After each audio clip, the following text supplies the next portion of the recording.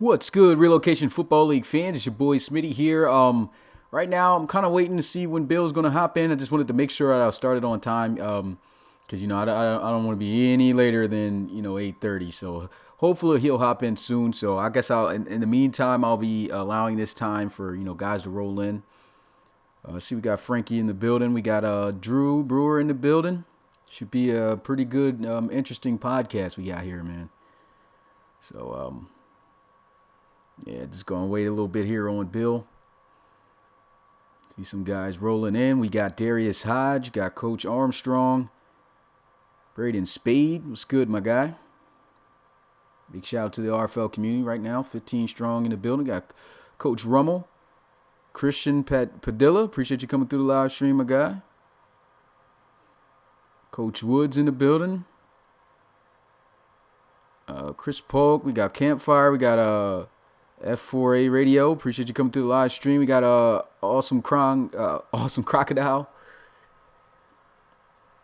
Yeah, I sent a message to Bill. I don't know. He did say he may have been a little bit behind, but I think he just hopped in the I think he just hopped in the party right now. If you guys heard that sound. What's going on, Bill? Hello? I don't know if you can hear him yet, but he is in the party right now, so we should just about be ready for this one to go, man. So we got Amir Williams in the building as well. Big shout out to you. Like I said, man, pretty interesting podcast we're gonna have here today, covering some topics. Another thing I want to ask: can you guys hear me right now? Is the mic all good on my end? What's good, Bill? Bill, can you hear me? Hear me right now. Is the mic all good? I hear. Oh, Bill, you there? Yeah, I'm here now. I just realized I have my microphone on mute on your end. So that's why that was going on. Okay, so now we got Bill in the building, and you already know what time it is. It's time to go ahead and get this podcast rolling. As always, man, big shout out to Nate Sean, man, with the donations. He's been coming through for us, man. Definitely been helping out with the league, man. Definitely appreciate all the support, man. Big shout out to you, my guy. Let's get into the games that just happened this past week. First, starting off with your game. Your game kicked us off for week 12. And, of course, a disappointing game for you. Very close game, very competitive, very defensive all the way into the fourth quarter. But the Thunderbirds able to get it done again. And there's 2 wins that they're able to get this season over you guys. But still, you kept it close. You guys may meet it for a third time in the playoffs. If both of you guys make it there, final score was 20-13. What's your takeaways from this one? Yeah, another tough one. It seems to be that way every time I play them. But, I guess that's just something to work for. We got to beat them Thunderbirds eventually. Yeah, it was a great game. Good defensive game by both sides. And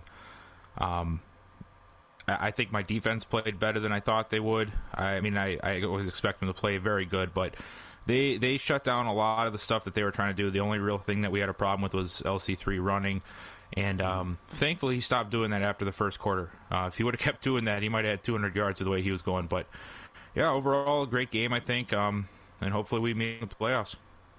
Yeah, man, it was a great game to watch. Thunderbirds, man, they came up huge with that interception. Xavier Mays, I believe it was the one who forced the ball to go in the air and picked it off himself. So it was a very, very great game, man. Even though it was very low scoring in the beginning, I mean, what was it? I think it was 6-6 in the fourth quarter, heading into the fourth quarter, and then we got the explosion of the rest of the points there. 14 for the Thunderbirds, and of course 7 for you guys, man. But yeah, great game for sure. And I know you guys will be looking forward to that rematch if it does happen in the postseason. I know everybody's going to be looking forward to that. Yeah, I like what F4A Radio just said. He said, Explorers D only allowed 13 points. Yeah, that's right, because the other part, that's on my offense. That's their fault. Yeah. And so we move on to the next game. It was another big game, just as important as your game was for the division. And the Crusaders pulled up a huge win. Now, technically, I still count this as an upset because I'm going to be honest. Almost everybody assumed that the Snowhawks were not going to lose to the Crusaders. I'm definitely one of those guys. The Crusaders, for one, I assumed that their season was over after their loss to the Thunderbirds because I didn't even think they were going to win this game. That's how much of a shock this was. I felt to at least to me and to most of the community members. I mean, it was a great game though. Ben Wakefield came out despite not having their top target in Elijah Bentley and still had a very productive day with his receivers. His best game almost of the season without his top guy, showing that he's an elite quarterback. He doesn't need just one guy to carry his performance. He was able to spread the ball around. Alexander Colt stepped up in a big way, and these guys ended up beating the Snowhawks in Portland 30-16.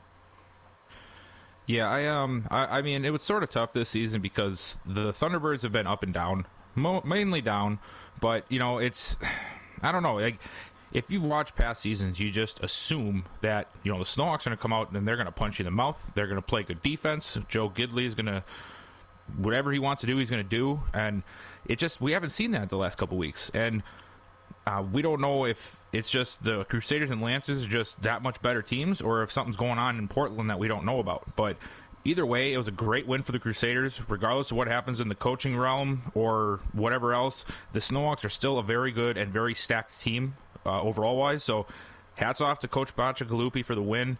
They played great, and it was really impressive without Bentley, considering how much of the targets he took all season for the Crusaders and the amount of yards and touchdowns. For them to be able to come out and put up 30 without him, that was awesome to see. Ben Wakefield deserves a pat on the back for that one. And in my opinion, man, just to talk more, I think Ben Wakefield deserves a pat on the back and more from Coach Bacigalupi, man, because Galupi was talking. This was saying, look, Wakefield, he's a great quarterback, but, man, this guy, he's been up and down. He's not been playing consistent. And I still felt that Coach Bacigalupi was confident, though, coming into this game. And that's one thing about Coach Bacigalupi that I do admire about the guy is that it doesn't matter how much of an underdog he feels he is in the game. He's been talking about chips since the beginning of this season. And he came into this game with a chip, and he said he was going to get it done, and he got it done. Ben Wakefield, though, stepped up in a big way for him. He took those words, turned it into motivation, and he had one of their best offensive performances this season. Without his top target, as I was talking about. And like I said, Alexander Colt really stepped up in a big way. One guy that I've been mentioning, and Coach Bacigalupi seemed to be the only guy that, the only people that's been hyping him up is the receiver, Lindsey Hardison, man. I really feel like he's an underrated receiver, and he was stepped up in that game as well. I believe he had over 100 yards in that game too. I'm not quite sure, but he stepped up with a couple of big catches as well. And that receiving core, that team just came out ready to play. Joseph Gidley, though, and the Snowhawks on the other hand, I don't know what was going on, man. As you can see from the game notes, Gidley was very conservative. You're not used to seeing him play that conservative. A lot of throws into the flats when they needed to go deep. I think maybe it was just the game plan going into that game. Maybe you need better offensive scheming or something on the end of Coach O'Brien because, I mean, the Snowhawks, I don't know what's been happening, like you said, for the last couple of weeks.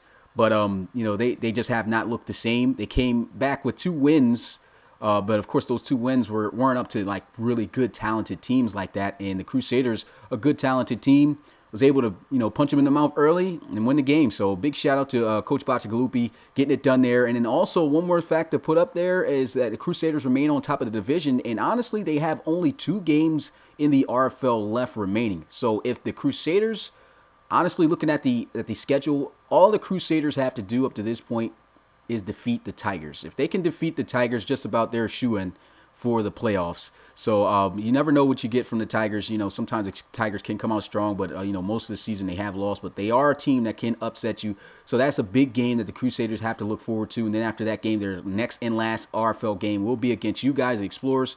Of course, we'll wait till that comes down to the predictions on that game. But everybody, of course, going to be favoring the Explorers in that game. But even with that loss, as long as they beat the Tigers, they should win the division and be the only team from the NFC West to get in.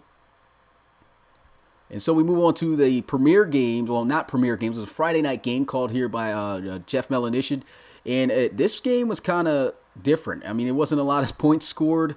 It was a defensive game for sure. I thought it was going to be high scoring, but it was in a rain game. It was the rain just was just definitely made it more of a sloppy game. And the Black Knights were able to get it done 14-6. Yeah, like I was just gonna say that very, very defensive game. Um, but the one thing though, the Bulldogs lost this one, but man, they shut down Langford Cloud. Oh yeah, look at I those think stats. I put it on there. 1.9 yards per carry for Cloud, and we know he's been great this season. So, really, this whole game came down to just a few plays, and it was both to Mike Strongly for the Black Knights. And with these defensive games, sometimes it's just one little, one or two plays that go the wrong way for a defense, and that's the whole game, and that's really what happened here. Yeah, and not really too much to say about this game. Like you were saying, you pretty much summed it all up. Very close game that came down to a few plays. In the Black Knights, they just managed to play better defense with holding the Bulldogs to 6, and Holden Wolf able to edge him out with his 2 touchdowns to win that one. So big shout out to the Black Knights organization for getting that win, and the Bulldogs looking to try to bounce back the very next week here coming up. It's good, Jacob McDonald. Appreciate you coming through the live stream. Who else we got new in there? We got Mitchie in here. We got Darius Hutch. We got Eric Strouder. Big shout out to you guys right now. And so moving on to the next game. We had another shocker here. The Diablos on the road in Houston defeated the Gunners. The Gunners fall by a touchdown. It was a great game, but the final score ended up being 34-27 in favor of the Diablos. Yeah, this I think it was the Gunners who forced a fumble really early and got the initial field goal, I believe.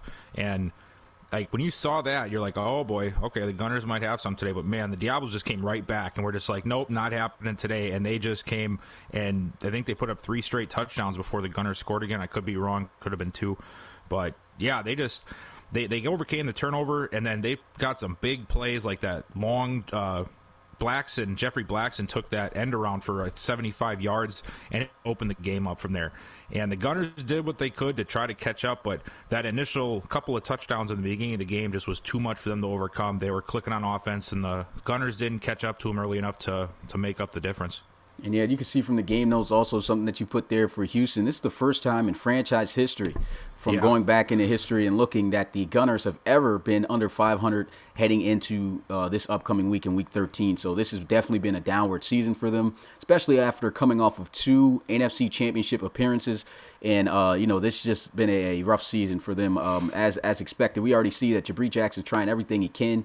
But it's just they need a lot more pieces. It can't just be a one-man band show as it has been in the future for the Gunners. And I believe, solely that Jabri Jackson himself, along with Lester Gatson and his tenure over there in Houston for the Gunners, those guys were the big reason on why they even made it to the conference championship game in the playoffs. And now, you take one of those guys out of the equation. He's doing well over there with Dublin. But, Jabri Jackson, only guy trying to do something there in Houston, and just not coming up with the wins. Tough loss right there against the Diablos, falling to 5-6. And so moving on to the next premier game. Speaking of the Shamrocks, Lester Gadsden and the Shamrocks were able to just barely notch the winless London Monarchs. The Monarchs made a very close game. It was pretty much a statement made by Preston Schrader, which we'll talk more about him later on in the stream as another large topic. But the Shamrocks got it done 28-27. What's your takeaways from this one? Yeah, this was a much more exciting game than I thought it was going to be. And no offense to the Monarchs, but I think we all just assumed that the Shamrocks would win this one, probably more than a point. They've been rolling lately, but man, Preston Schrader came out, and you see in the notes there, he's had his best game so far, and it was on a day where they had nothing but the pass. It was solely on his shoulders, and he almost pulled it out. So a very impressive game for the Monarchs, but even more impressive, I think, is Tom Wilson. He is just an animal. I mean, if he's having a rough day throwing the ball, he'll take off and rush for a couple of touchdowns and get almost 100 yards. For I think the first 6 or 7, maybe even 8 weeks of the season, he was in top 10 for rushing in the RFL. So I mean, this guy, Dan, he's special, and I think the Shamrocks, you can see it how the offense works with him and Lester Gadsden very well together. And if they were just able to put this mojo together a few weeks earlier, we'd be talking the Shamrocks up there with the rest of the NFC powerhouses right now. But impressive win for the Shamrocks, and I love me some Tom Wilson. Yeah, Tom Wilson definitely having himself a solid season, especially these past couple of 4 or 5 weeks. He's really been on. Doing what he does best, man. That's just showing off his dual threat capabilities. He was very accurate for the most part in this game, too. Didn't throw for over two. He was under 200 yards passing, but 20 of 26. I'll take that all day if I'm Coach Forsey. 2 touchdowns through to 1 interception. And then not to mention, like you said, 74 yards on the ground and 2 touchdowns rushing. So the guy had a total of 4 touchdowns in this game. And then Lester Gadsden, of course, getting it done there on the ground with a good average. And then not to take away, with all the great things that the Shamrocks did, but what about the great things the Monarchs did? To be honest, if it wasn't for that one miss that Preston Strader had late in the game to the end zone, that would have been a game winner right there for them to win their first game, but still can't take that performance away from Preston Strader. It was his best game yet. Monarchs fall short, and they may, you never know, they may be able to upset a team later on and get one win before this season's over. Well, we'll be able to take a look at the movement in the playoffs in a little bit here because they did move after this week, so we'll have to take a look at that. Sir, so we'll move on to the next game. And that next game was a huge game, a great game at that too. The Celtic Tigers went to play San Antonio, the San Antonio Dreadnoughts in San Antonio, Texas. And I mean, it was a shootout, but the Celtic Tigers, just had too much firepower as expected. But man, Coach Frankie made sure he had the game close. They fought as best they could. And honestly, it was a shocking performance, in my opinion, from Matt Jones. Matt Jones was 34 of 44, as you can see there, close to 400 yards passing, 3 touchdowns, and 45-34 was the final win. What else you got to add to this game? Yeah, it was a great game for both teams. I know the Dreadnoughts obviously wanted to win, but I think everybody outside of Frankie and a few others knew that the Celtic Tigers were a better team. They just are, whether it's between experience or quarterback play or some other key pieces, but the way they played this game shows that they are a legit threat in the AFC. That it's not easy to do this with the Celtic Tigers, and they put up 34 points. The Celtic Tigers defense is not a slouch, and I want to say that I think it was the few turnovers that happened. I think there was an interception, and then I think there was a fumble on a sack that Matt Jones lost, and that was really the deciding factor, I felt, because the Celtic Tigers were able to pull away with those turnovers, and it took away the opportunities when the Dreadnoughts were driving. But as you can see, aside from those 2 mistakes, Jones had a heck of a game. And while I'm not exactly on the bandwagon of Matt Jones' hype train, I'm starting to see why Coach Frankie went with him. I'm just not completely convinced yet that he is the franchise guy, but a lot of my doubt was taken with this game because he played lights out. Hats off to him, but yeah, at the end of the day, Drake Correll did Drake Correll and held him off at the end. Yeah, it was definitely a great game. And you could see from the numbers offensively, it wasn't just Matt Jones giving a performance. I mean, Javonte Gilliam, 10 carries, had 91 yards. That's 9.1 yards per carry. And then finally, they get Jones involved, man. You got to get KJ involved. He has not been a factor in the passing game, but of course, Coach Frankie and the Dreadnoughts have been, pretty much working that running game the entire season. It has been working for them. But against powerhouse teams, you need your top receiver to step up and balance out that defense, which is something they did, which is why I feel that they were productive in this game. You can see Jones with 5 receptions for 116 yards. You get him involved, you get that running game going. You put up 34 points against any other team, most likely you get the win there. But like you said, Celtic Tigers, the more talented and dominating team. And, at one point, the score was 28-10, I believe, at the highest deficit in this game. And so, the Celtic Tigers maybe took off the gas a little bit, and the Dreadnoughts did find a way to come back. But, I mean, the Dreadnoughts still fought hard in that game. And then, like you said about the Celtic Tigers defense, definitely not a defense that is easy to score against. I mean, they are a defense that likes to give up a lot of yards, but they don't give up a lot of points. That's one thing that we've been talking about the Celtic Tigers defense all season. They are bend but don't break defense at its finest. But, they broke a lot there against the Dreadnoughts. You never know, they may be able to contend in the playoffs on the AFC side, with that type of performance. Just got to hope, that they get things together if they have to run into CT again when they make it.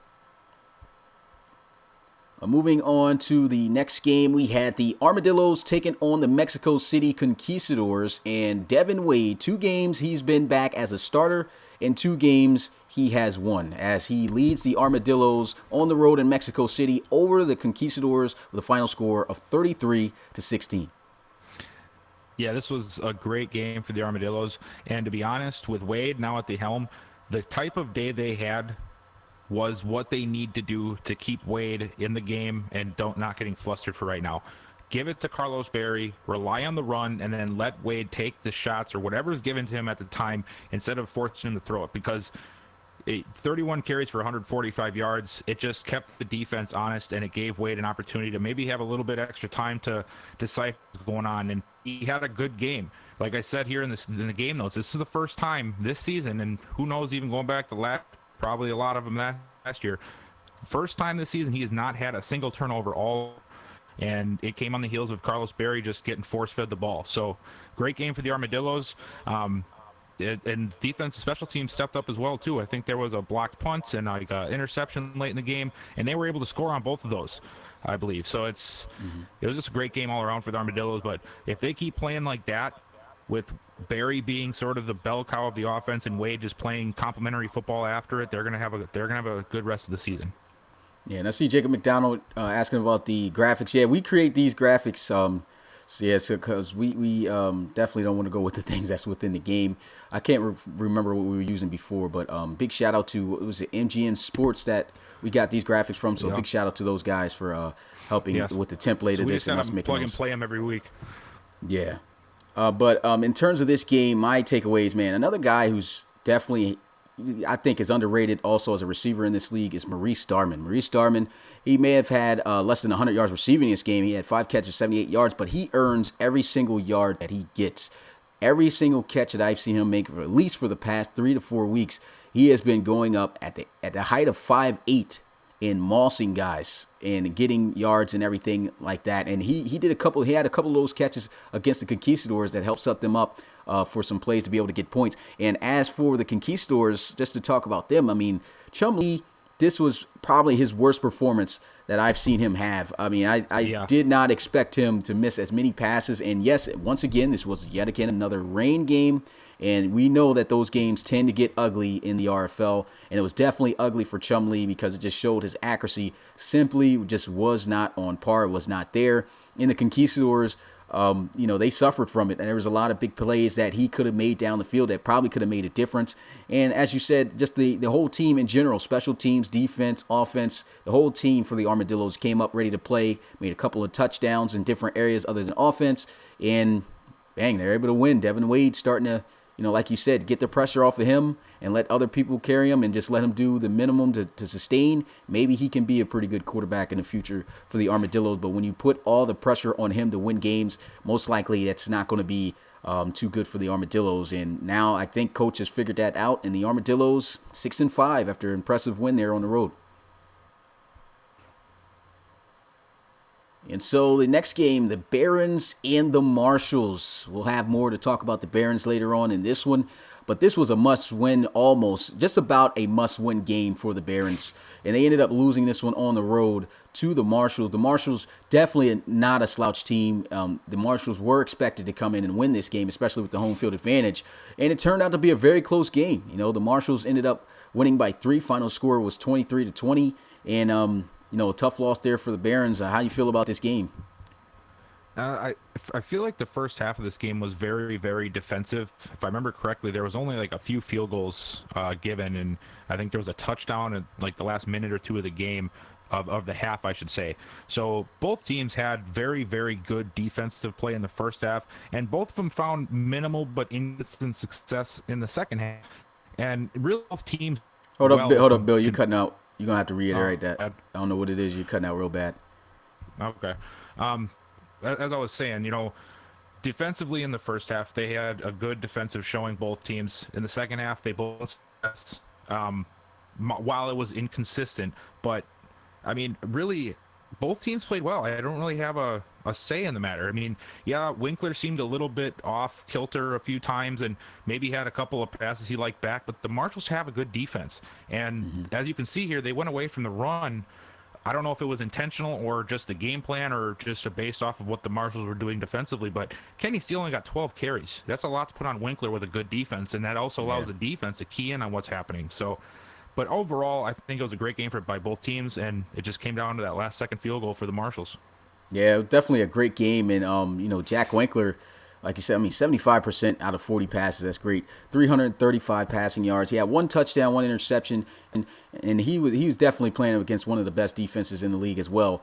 And I think it was a good game. It's kind of a game I expected it to be. I did not expect the Barons to win that one. I thought that they were going to lose that one, but it was going to be something close. They definitely had the opportunity to win, though. That's one thing for sure. But honestly, with the sliders and changes, the big things that we had to change also, when we talked about the change, even though it did not really affect anything, that definitely showed to be the case because Tyler Argamonte, despite not having his abilities of being OP passing the football, was still highly accurate. And that goes on the fault of the Barons defense. We already knew, the Barons defense played better than we expected this season, but it's still not a great defense. And the Marshals were able to, exploit them in many ways through the air. They just could not cover these guys. They didn't have the guys to cover them. They tried to make the best plays as possible.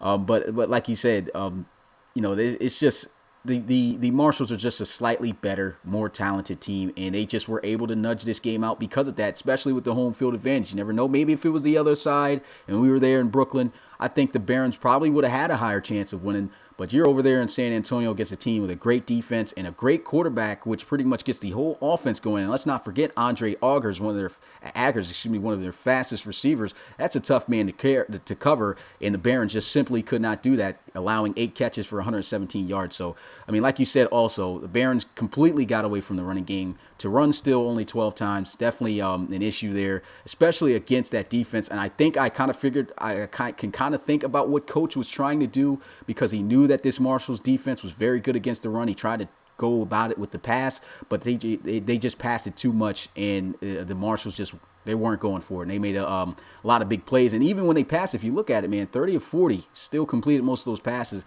But we'll get more into it. But one thing to take away from Coach Woods about Winkler is that on some of those passes he was conservative, and maybe it did cost them the game there in this one. But we'll talk more about that when we get to it.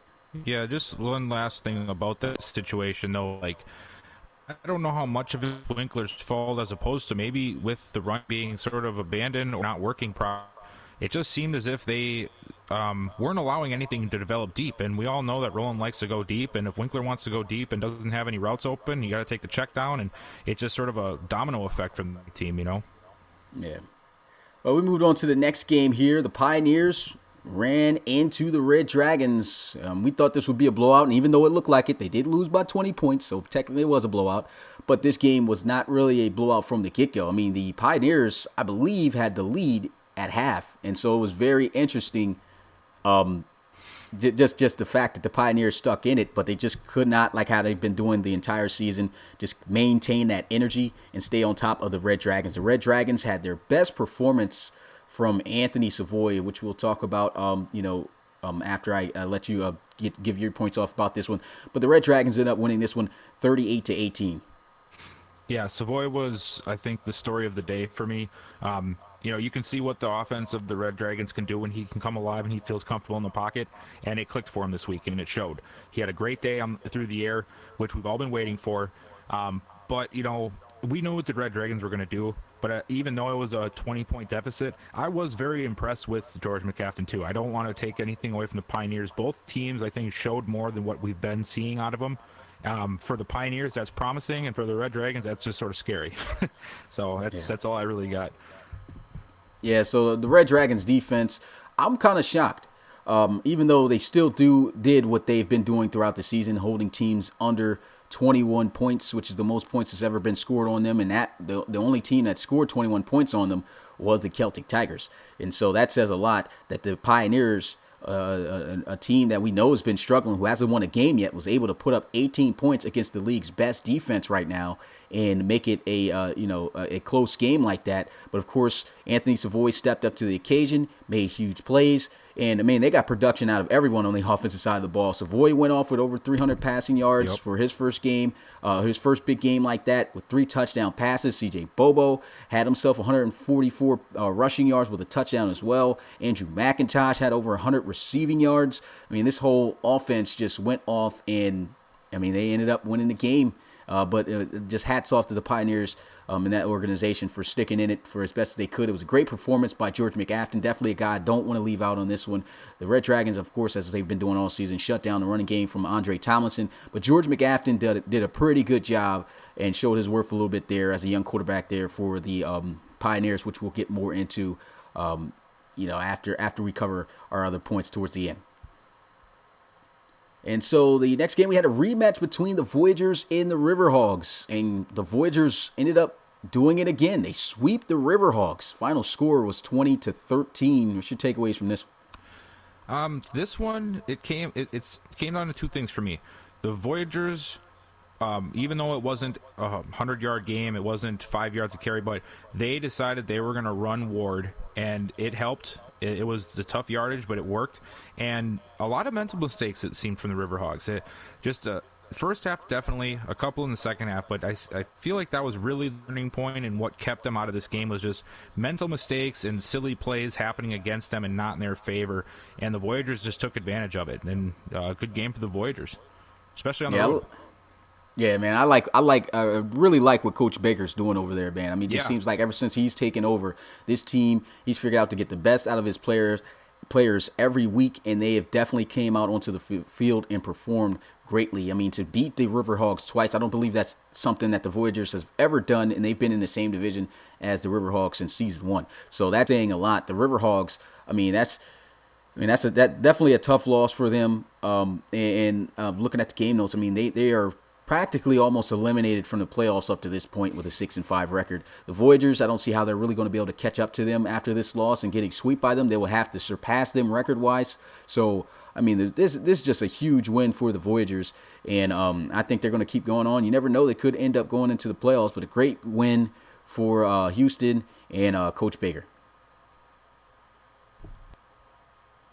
And then we move on to the final two games that we had on Monday, and man, they were two great games and a huge upset by Chase McCoy in the Condors, getting it done in the final seconds. I believe it was the final seconds. If not, it was the final seconds or final minute within the fourth quarter that the Condors were able to get that last touchdown with aggressiveness, and they were able to win that one 39-32. What's your takeaways from that one? This was a very, very good game for the Condors. I was very impressed, especially with Chase McCoy. Best I've seen him play all year and probably half of last year, if not the full year. I don't know what changed, but they came out and nobody gave them a chance. Everybody thought the Desperados were going to come in and do what they wanted to do, and the Condors punched them in the mouth, and they didn't know how to react. They almost came back in the end, but I mean, that first half, I think it just took too much out of the Desperados. They just did not have enough in the tank.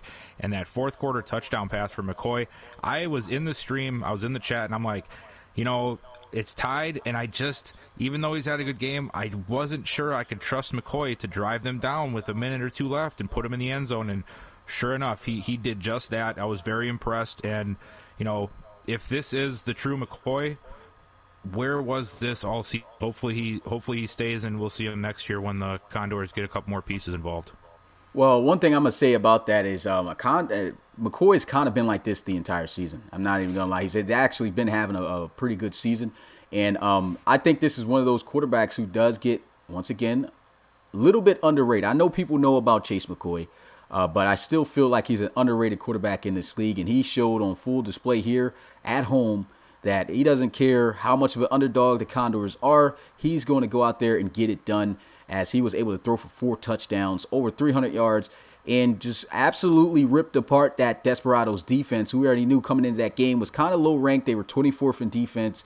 But the big shock also was the fact that the Condors defense kind of stepped up, and you would think that how did they step up when they gave up 32 points? But they did step up because, honestly, there were a lot of drives of the Desperados that just flat out got stopped, and they held Tavion Hall in check. And that's a tall order for any defense, and for the Condors to come out and do that, and then of course go down the field and win the game.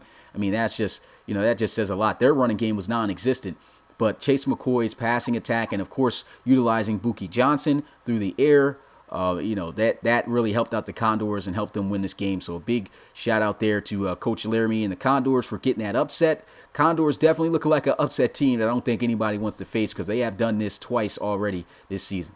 Well, they did that to me last season too. I guess this is what they do. Yeah. And for the last game of Week 12 to cover, we had the Brooklyn Bulls rematch the Aviators. Last time these guys faced, it was 41-23. The Bulls just about dominated. And coming into this game, the Aviators kind of had them, fasten their seatbelt a little bit here on that ride because they almost lost it. But even though the Aviators, were down by a couple possessions and started to come back, but still, I mean, they only hold the Bulls to 23 points and make it a 5-point deficit loss with a final score of 23-18. Yeah, I just thought it was a good game for the Bulls. I know, obviously, Jeff and any Bulls fans out there probably weren't too happy with the game most of the time, just considering what they expected to do with the Aviators. But, they pulled it out at the end, even though they were facing some adversity during the game. It was a good win. And I was impressed with the Aviators.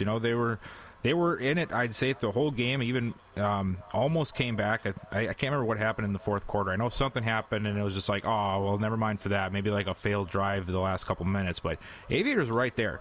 And I was impressed because I expected the Bulls to win handedly, almost like what game was that I was talking about before? The Shamrocks and Monarchs game. It's sort of the same tale with two different teams, but yeah, impressive win for the Bulls. They were able to stick to their guns and not get too frustrated with what was happening, and they pulled out the win. And but the Aviators show some promise. Hopefully, Coach Granger can get something from that and move on to the next week. Yeah, one big thing I have to say, just in terms of coaches, even when you go into underdog games, and we've seen this happen, you cannot expect to blow a team out. I mean, even if they are the lowest of the low, because we have seen a lot of these lowest of the low teams actually come up and upset some teams. And, as long as you come out there, you get the win, that should be all that matters. If your team performs it the way that you expected them to, then great. But if not, sometimes I feel like coaches have to give, credit to the other team for either perfect game plan or just showing up, So that's just something I want to get out there to the coaches. I feel like a lot of coaches, they feel some type of way about some of their players because of how they perform. I thought we was going to win by 20. We didn't. You're not going to win by 20, especially in this league. It's definitely made to be competitive. And so it's just like in real life. It's every given Sunday, man. Any given Sunday, I mean. So you got to watch out in this league, that's for sure. And you can see that from this game. The Aviators did a great job. They incorporated finally Russell Rennes running the football.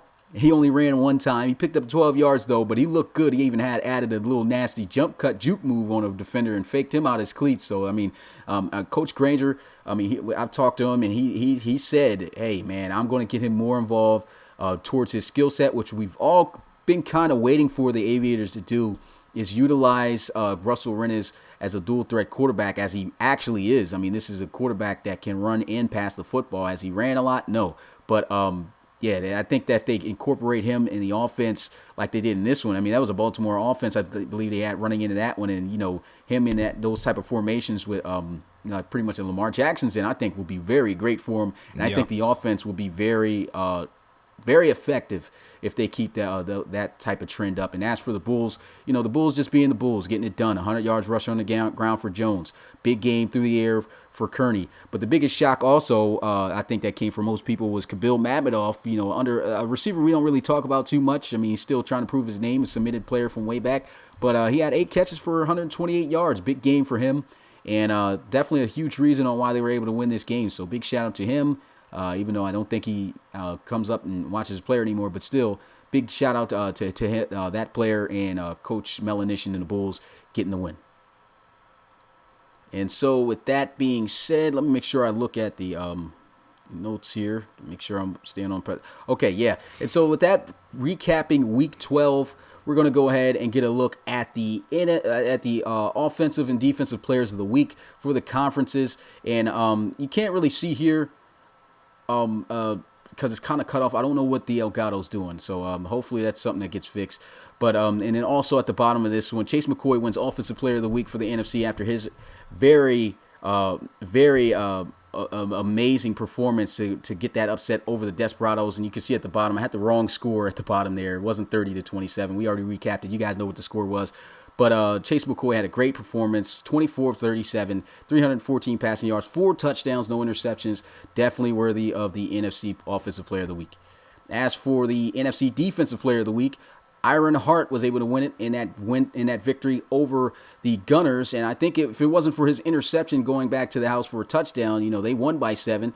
You never know. Could have been a game that went into overtime, and the Gunners may have ended up pulling that one out. But didn't get to do that because the NFC Defensive Player of the Week made the play with 9 tackles, an interception, and that interception going back to the house for a touchdown, winning him the award for the week. As for the AFC, Anthony Savoy ends up winning the Offensive Player of the Week, and I'm very excited about this because, we've been talking a lot about Anthony Savoy, and he finally has his big game, his first big moment in the RFL. And yes, okay, it was against the Pioneers, and, there's definitely a team that nobody, that hasn't won a game at all this week. So this year, we already know that. But it's still a pretty good defense, and he had a very good showing. And, I kind of hope that he keeps this up. He wins the Offensive Player of the Week award for the AFC as he goes 26 of 36, 315 yards, 3 touchdowns, 0 interceptions, and on the ground, he had 7 carries for 98 yards and a rushing touchdown. So a total of 4 touchdowns in that game. Great performance right there by Anthony Savoy. Big shout out to him. Big shout out to Kablam King, and he is your AFC Offensive Player of the Week. And to finish out for the Defensive Player of the Week for the AFC, the Red Dragons get both the awards as Charles Raymond was just 1 sack away from tying the RFL record for the most sacks in a single game as he went off against the Pioneers, totaling up 8 tackles with 5 sacks and a forced fumble as he wins the award of the Defensive Player of the Week. Great performance right there. And with that being said, we'll move on now to the upcoming week, week 13. Oh man, something happened here on my end. Gotta wait for this thing to get out off the screen here. I hate when this happens. Gotta update my drivers or something for my Safari. So give me a little second here for this thing to clear off. Sorry about that, guys. I see the schedule's up there now. Yeah, the schedule, I was able to press it right before it happened. I hate when this happens, man. Because I can't move my mouse. Well, that's not good. Trying to. Okay, there we go. Now the mouse is back, guys. The mouse is back. But hopefully you guys got a chance to look at the schedule there for a little bit. But I'm going to just go ahead and read it off, and then I'm going to leave it up to Bill to go off with his announcements, who he thinks going to win and which games he's most excited for this week. So week 13, we kick it off tomorrow at 6 p.m. Eastern with the Dreadnoughts taking on the Sentinels, followed by the Gunners taking on the Shamrocks on Twitch at 7:30 p.m. Eastern. On Friday, we have a game. I'll be commentating that one at 8 p.m. Eastern on Friday between the Diablos and the Steamers. So we'll have 5 straight days of RFL action. And after that, the next day, we got 5 premier games. Is it 5? I think it's 4. We got 4 premier games. Yeah, 4 premier games. First starting at 1 p.m. Eastern. We'll skip that game because that's the later game. But at 1 p.m. Eastern, we have the Snowhawks taking on the Barons. Then at 4 p.m. Eastern, we have the Conquistadors and the Bulldogs. 6 p.m., Pioneers and Cougars. And then at 8 p.m. to finish off the premier day, the Desperados taking on the Monarchs. And then on Sunday, we got the Bulls taking on the Bisons, followed by the Black Knights and the Armadillos. And then we finish out week 13 on Monday, starting at 6 p.m. Eastern on YouTube, with the Elks taking on the Condors and finishing out on Twitch at 7:30 p.m. Eastern, where Rob will be calling this one. It's a battle for the division just about as the Voyagers take on the Red Dragons again in San Diego. So looking at those games, man, let me know who you think's going to win, your reason and why, and which games you're most excited to watch this week, Bill. All right, let's go. And right up to Thursday, we got the Dreadnoughts and the Sentinels.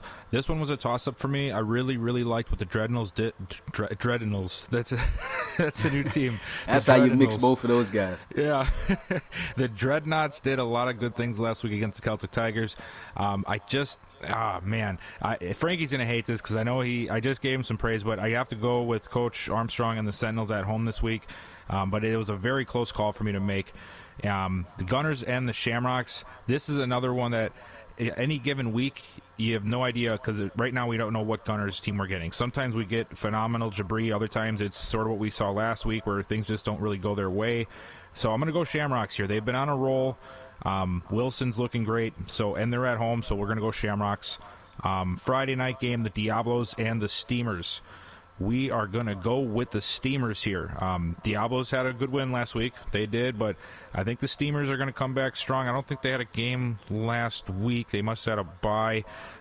So they're itching to get back in the RFL circle, and I think they'll win one at home.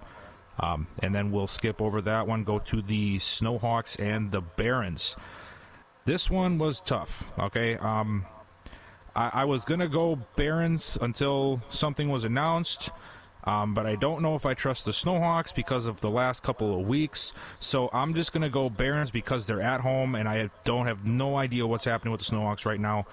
But yeah, that was a really tough one. Probably the hardest decision I had to make this week for games.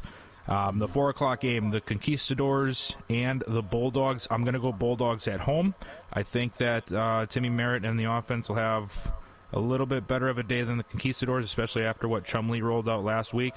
So yeah, Bulldogs there. Saturday, 6 p.m. Pioneers, Cougars. I'm going Cougars. I like the Pioneers defense. I like what they did last week with Captain, but the Cougars defense is going to get after McCafton, I feel, and make him a lot more uncomfortable than what happened last week, I think, and it's just not going to go well. I think the Cougars will pull that one out. Bulls at the Bisons.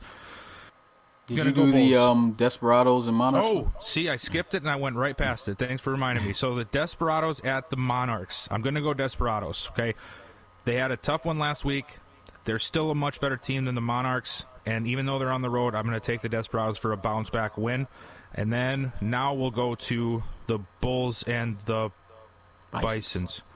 Yeah, see, that's why you confused me. I was going to go to them. Oh, that's Sunday night. Man, I'm just all over the board tonight. My bad, guys. But so the Bulls at the Bisons, we're going to go Bulls. Sort of a good win last week, a closer one. The Bisons, I don't believe, are as good as the Aviators, unfortunately. So I think the Bulls will have a little bit easier job this week. Black Knights at the Armadillos. I'm going to go Black Knights. I like what Devin Wade has been doing. I like what the Armadillos have been doing, but I think the Black Knights are due for a good win, and they're a very talented team. Elks at the Condors. Now, this was another tough one. My heart's telling me to go Condors here just because they had a great win last week, but my brain is telling me that the Condors do this every once in a while, and the Elks' defense is amazing, so we're going to go Elks with this one. And for the final game, Voyagers at the Red Dragons. I'd love to be able to pick the Voyagers here for a good, big upset, but I just think with the Red Dragons at home, it's going to be too much. And Savoy played great last week. Let's see if it can carry over. Red Dragons for win on Monday night. And for the games that I want to watch the most, tough ones. Well, Voyagers at Red Dragons is a big one. That's a very interesting game to me. Same with the Dreadnoughts and the Sentinels. And then for my third choice, I think I'm going to go Gunners and Shamrocks because I like what the Shamrocks have been doing, and they're still sort of in the playoff hunt yet, so I want to see what they do. Nice. Okay, yeah, so my takes on these games this week, I got the Dreadnoughts. I think they might be able to defeat the Sentinels this week, man. I feel like with that great performance with the Celtic Tigers, yes, it was a close win. They ended up losing it.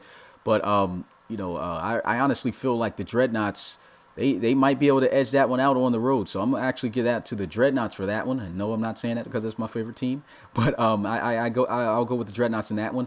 And as for the next game, I actually will go with the I don't feel like the Gunners, man. It's just not their year. So I'm going with the Shamrocks. I feel it will be a good game, but I feel like the Shamrocks and Tom Wilson will be able to get it done there, especially at home.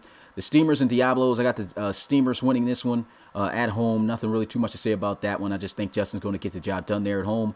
As for the Snowhawks and Barons game, I definitely agree with you. This is one of the hardest games to have to decide who is going to win this one. Yeah. And I'm actually going to go the opposite with the Snowhawks possibly winning this one. I think that the way that they performed, I feel like Joseph Gilly will have a much better performance. I feel like Gilly kind of fell under the same thing with Winkler that past week, was just they were both too conservative. And maybe he figures that out. And even though they got Ryan Brinker coming into the mix now as a quarterback, I feel like that might be the determining factor that could end up favoring it in the way for the Snowhawks. As for the 4 o'clock game, I got the Bulls being able to defeat the Conquistadors after a tough loss last week. I don't think that they, I just feel like this is not, this second half of the season doesn't seem like they're all the way into it, that they're that type of conquistador team as they used to be in the past. Yeah. And I think that Coach Reed will get it done there. I got the Cougars winning it against the Pioneers. I just think that's just an easy call there, especially with them being at home. The Desperados and the Monarchs, I think, of course, that the Desperados will win this one. But I think at home, the Monarchs might put up a little bit of fight there. But Desperados, I got in that one. The Bulls, I'm going to pick easily here against the Bisons as well. There's nothing really else too much to say about that one. As for the Black Knights and the Armadillos, I'll go opposite here and say the Armadillos. The Armadillos are a slightly hot team right now. And I think if they continue to do what they did last week and not put all the pressure on Devin Wade, that could be a game that they win. So I actually, especially at home. So I'm going with the Armadillos in that one. I'm going to go with the Elks in this one. Over the Condors. Great performance by the Condors last week, but like you said, the defense of the Elks is something serious, and I think they're going to slow up that Condors offense, and Kyle Bain, I think he'll get into a rhythm and put up points. And then for the last game, I got the Red Dragons simply because of their defense, but I do feel like it's going to be a competitive game as it was the last time a little bit there. So I got the Red Dragons winning that one. As for my top games I would like to see this week, going to go with the Dreadnoughts and Sentinels for sure. No. Voyagers and Red Dragons. And honestly, I want to see the Snowhawks and Barons game just to see how these two teams that are playing poorly at this moment. Borderline third, fourth game. I was choosing at the last second between those two. That'll be another good one. Yeah, I'm interested to see how that game's going to turn out, man. Because if the Barons do end up bouncing back and end up getting that win, that'll be good, especially for momentum for them. And not only for that reason, it's because if all the Barons have to do is win one more game, and they will beat the curse of going 8-8. So if they beat the Snowhawks, they're guaranteed a beyond 8-8 season. Do they have another bye? Yeah, they got an auto win. Oh, so okay. All they have to do is win one more game. Yeah, so you got to do this. Come on, Roland, you got this. Yeah, got to break that curse. But those are my 3 games right there that I'm looking forward to this week in my predictions. And so with that being said, let's get a look at the top 10 power rankings heading into week 13. A little bit has changed up. The Thunderbirds have shot up to number 2, as the Celtic Tigers remain the number 1. Bulls and Lancers stay at 3 and 4. Dreadnoughts drop from 2 to 5. Red Dragons move up. They go to 6, along with the Marshals at 7, Steamers 8, Explorers 9, and the Sentinels remain at 10. So looking at these new top 10 rankings heading into Week 13, what are your thoughts about them? How do you feel they may change? And then also, how do you feel they may change after this week? And also, would you make any changes to this? Well, I'll just do it for him because I don't know if he's in the chat or not, but they're too high here. Okay? Can we just get them brought down to 15th place? Something. Just get them off the list. Yeah, just get them off the list. They're the 33rd, the 33rd team in the power rankings. No, in all seriousness, I think this list is good where it's at. I know the Dreadnoughts are a very good team, but I don't know if they're better than the Red Dragons right now. I don't know it, but I'm not going to fret over it. 5 is good. I'll take that. The Red Dragons are, especially if this offense keeps going, they are a much scarier team on offense, or on defense, which their offense makes it better. I think my team is higher than 9, but I understand how the system works with the non-conference wins, as Coach Rummel was nice enough to point out to me. I didn't think about that last week.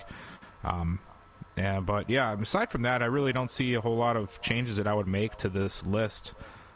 Not yet, anyway. I mean, we'll see it sort of play itself out in the next few weeks, but overall, it's a good list. Yeah, I honestly feel like this is a good list, man. Nothing really I would change here at all. As in terms of what's going to happen this week, I do feel like this will be changed a little bit, but not too much. But I can't really think of really anything else to add to this list here. I think it's a pretty good list heading into this week. And so with that, we head on to look at the current playoff picture. So here is the new playoff picture heading into this week. And a little bit has changed, not really too much. Division leaders are still the division leaders. Celtic Tigers at 1, Bulls 2, Dreadnoughts 3, Red Dragons 4. Sentinels are now 5, Huskies are 6. Cougars are outside here at 7, and they are followed by the Voyagers, Black Knights, Riverhogs, and Bulldogs. So looking at the AFC side, man, how's How's it looking to you? Yeah, so I mean, everything here pretty much stayed the same. The week change, I was the Cougars and the Sentinels basically places. I was curious as to why that happened, but it's sort of the same situation with me and the power rankings and everything else. Is there's more as we know, the Cougars have been away from RFTV for I think a month, right? It was 4 games straight. Yeah. And because of all those non-conference wins, they sort of get pushed back when it comes to the conference games. And because the Sentinels and the Huskies have not had their 4 games, they automatically get put ahead of any team with less conference wins. So, Yeah. but those 3 teams are still, and the Voyagers. I mean, it's up for grabs for any one of those 4 teams to make it yet. So that's going to be really fun to watch, which makes this Voyagers Red Dragons game even much more exciting to see. Same with the Sentinels and the Dreadnoughts. A lot of playoff implications this week for the AFC. We saw this last week with the NFC. This week we're seeing it with the AFC now, where there's 3 to 4 position changes we could see in the playoff picture. Yeah, nothing really too much for me to say with this. I agree with this list here. And like you said, I do feel it's up to those either one of those 4 teams that are currently 8-4. Black Knights, if they do beat the Bulldogs, that'll be great for them. They may be able to get themselves into that conversation as well. But the AFC playoff picture, like you said, starting to be up for grabs a little bit now after some key wins and losses. And then we move on to the NFC playoff picture. Still the current division leaders after a great win by the Crusaders. They stayed ahead of the NFC West. Thunderbirds number 1, Lancers 2, Steamers 3, Crusaders 4, and in the 5th and 6th spot for the wild card spot, always seems to be you guys if you aren't winning the division. Marshals and Explorers. And then for the guys in the hunt looking outside in, it's the Desperados, the Shamrocks, Barons, Elks, and Diablos. But, man, you look at I think you forgot to change the I was going to say that. It looks like I forgot to change one of the records. My bad, guys. Yeah, so and are you sure the Desperados are up that high over the Shamrocks if they're 7-4? Yeah, because what I did was I went down and I changed the list first, and then I was going and changing the things afterwards. Okay, so I'm in the file right now, so I was looking at that way. Yeah, the reason I did the names of where they were first, and then I went back and changed the records like a genius, and okay. But it's the right order. But they're supposed to be 7-4 instead of 6-3. So okay, my bad. Cool. All right. Well, there you go with the teams right now. And honestly, man, it almost seems like let's give the Desperados 7-4. But I mean, you and the Marshals right now are 2 games ahead of everyone else in the hunt. And so I honestly feel like if you guys just continue to win out next couple of weeks, I don't think there's any of these teams have a chance of being able to compete for a wild card spot. So this might be the 1 through 6 teams that we're going to see heading into the playoffs. So that's going to be interesting. Yeah, it's a lot more formed at this point in the NFC. Of course, it's up to me and Coach Rummel to continue our ways. And obviously, I lost this past week. It sucked. But because of some of the games, like the Marshals-Barons game, and then the, what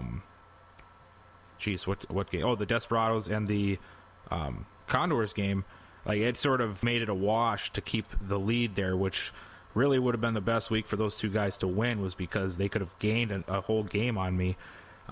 But yeah, me and the Marshals, we just keep winning, or at least stay 1 to 2 games ahead of these guys, and it's pretty much a wrap for the NFC side of things. There are still a couple of people in the hunt, as you see here. The Shamrocks actually jumped over the Barons now because of the Barons' loss and because the Shamrocks beat them earlier in the season. So really, I mean, we have 3 teams outside of the playoffs that are all within 2 games of us. So if something crazy happens to me or the Marshals or both, who knows? We could see it. But yeah, like you said, it's pretty much set right now as long as things stay the way they are. Yeah. And so moving on, I kind of switched up this question for you. It was supposed to be about CJ alone, but I forgot about Joe Johnson coming back into the mix. So I'm gonna talk about both of these guys. So Brent coming back to action, 2 of the league's top receivers, man. Of course, CJ Robinson, he's been out for 8 weeks. And Joe Johnson, he's been out for I can't remember how long, but he was out a lengthy time as well. But I the think it was like 11 weeks, yeah, wasn't it? I believe I know Roland's in the chat. he got hurt for a while. Yeah, so it's Yeah. definitely been a while. And so with these two coming back, my new question here that I have for you, Bill, that we didn't rehearse was, of course you could talk about C.J. Robinson, but now you got to talk about Joe Johnson. But also on top of those, on top of talking about how important it is that they're coming back for these teams, who do you think is going to make the most impact for their team coming back? Well, I think the Barons miss Joe Johnson a lot. I mean, it's hard to tell because both of these guys are very, very good players. I think CJ is a little bit more of a bigger deal for the return, and that's solely based off of the fact that while Joe Johnson is a great receiver, there's also Amari Manuel there, and he's also was brand new to the team. CJ was for a long time, or for the last few years, has been the only real threat at receiver for my team, the Explorers. So I have to go CJ just because of the fact of the big drop off in talent afterwards. Luckily, the Barons still had Amari Manuel to sort of ease that burden. And especially considering the playoffs and where we're at right now in the 6th seed, I'd have to say CJ as well because it's going to help out major. It's going to help out big time to help us push into the playoffs and continue our hold on the wild card. But I mean, both of them are big time playmakers, and it's going to help both squads tremendously. I just think based off of where we're at in the season and where we're standing in playoffs, that it might be a little bit more beneficial to me to have CJ back. Yeah. Now, in terms of, I do agree with you with it being more beneficial to put in terms of where guys are sitting and where you guys are at right now, most likely going to be in the playoffs. But I will say who I believe is going to have the most impact on their team returning. I will say Joe Johnson, and the biggest reason why is, of course, we're going to get to the other news about Winkler not starting anymore. This is a big target that you want back when you don't have your star quarterback starting anymore. You need another extra target out there. And even though Amari Manuel has definitely done a pretty good job, that was just about their only receiver out there. They had other receivers that were making some good plays, but, there's a lot of times where they couldn't get open. And sometimes even Amari Manuel could get open. You add Joe Johnson now into the mix, and now I think their offense becomes a little bit more lethal. But like I was saying, without Winkler, I don't know how much lethal it will be now. But it will definitely be a much better addition and much better offensive performance that you're going to get, I feel, from the Barons through the air with Joe Johnson. Now, of course, your team with C.J. Robinson, hands down, this guy coming back is a monster. But you guys, I do feel, have definitely still stepped up with your young receivers coming up making plays, and your record alone, tells it all. So, I mean, in terms of both of these guys making an impact on their team, heck yeah, they both do. But who I feel is definitely the most needed at this point was definitely Joe Johnson, and who I feel may make the biggest impact because, I mean, which is what we'll get into. They still got a chance technically, even though it's very slim. But I mean, Joe Johnson coming back into the mix there on offense, now they really got a chance to win games that they need to. So that's my takeaway there from that. Yeah, I see Roland in the chat saying he wouldn't have lost a game if he had JJ. All right, so you better win every single game the rest of the season, man, because you making those comments takes away from the coaches that did beat you and sort of discounting what they did. So watch a little bit with that, bud. But you better win every game from here on out now. We'll see, JJ was man. the only reason. My gosh. All right, so moving on to the next topic. It's about the quarterbacks. Man, big question that's got to be asked here is after the good performances we saw from these two quarterbacks, these two young quarterbacks, both, I believe, in their second year. Yeah, both guys in their second year in the RFL and starters. Are George McAfton and Preston Schrader franchise quarterbacks for the team, or should these teams of the Pioneers and the Monarchs look to seek out to draft Marquise Washington and Geno Gannon instead? What's your thoughts? That's tough, because you think about the pulverizing guys that Washington and Gannon were in the series last year, and it's of course we're going to take them, won't we? But I mean, you already have guys here, and if they can continue to play, now the rest of it is going to be the test, right? Because they had good games last week. Neither of their teams won, but they had good games. We know they need other pieces, but the question becomes: is a quarterback a need if you take another quarterback, are you going to be able to get another guy for getting rid of that quarterback? Because otherwise you're just going to sit on a quarterback and not get anything for it. Or do you try to fill other positions? Because we know that these teams need more than just a quarterback. So in my mind, if the rest of the season goes even remotely close to what this past week did for Schrader and for McCafferty, I wouldn't draft them. I wouldn't. It looks like to me, Schrader, like I said, they shut down the run game. Rhodes, while he's running back, he didn't help them at all. And he still had... Hold up, Bill. You're cutting out Bell. They're bad again. Jeez, what's going on with this thing? I haven't even touched it the whole time. Yeah. As I was saying. Where was I? Rhodes really helped there this last week. And Schrader was still able to really put the team on his back and make plays. While they didn't win, it was a good game. And McCaffrey aligned. If the Red Dragons just got after him and he had no time, half the time he had no time to throw the ball or even see what the defense was doing. And I think that was the reasons why McCaffrey didn't do much this fall. But if they can maybe focus on things instead of just scrapping the quarterbacks they just drafted in the last year or two, I think that'd be better for the team at the end of the year. But I'm not saying that there's no way I would draft these guys.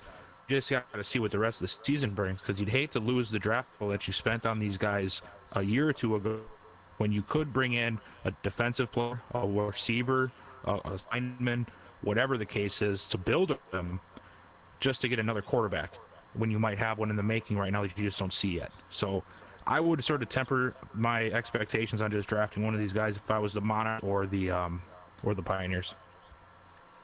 Yeah, well, my takes on it is I definitely do agree with you. Just wait to see, who shocks the most and see if that may be a factor. But my argument against it on why I feel that these teams should draft one of these guys is because, I know it's a little bit premature and it's early, and pretty much you're going to be sitting good guys there. But these guys, if they do draft a guy, they're going to have a solid backup. They're going to develop too. But these quarterbacks coming into this draft are once-in-a-lifetime type of quarterbacks. They are franchise quarterbacks for the most part from what we've seen coming out of college. Of course, we got to see and wait until they come into to the RFL. But we have seen a lot of great things from these guys. And honestly, the production, these guys, this is their second year in the league. And I would have to say, out of the two, McAfton's definitely showed a little bit more promise.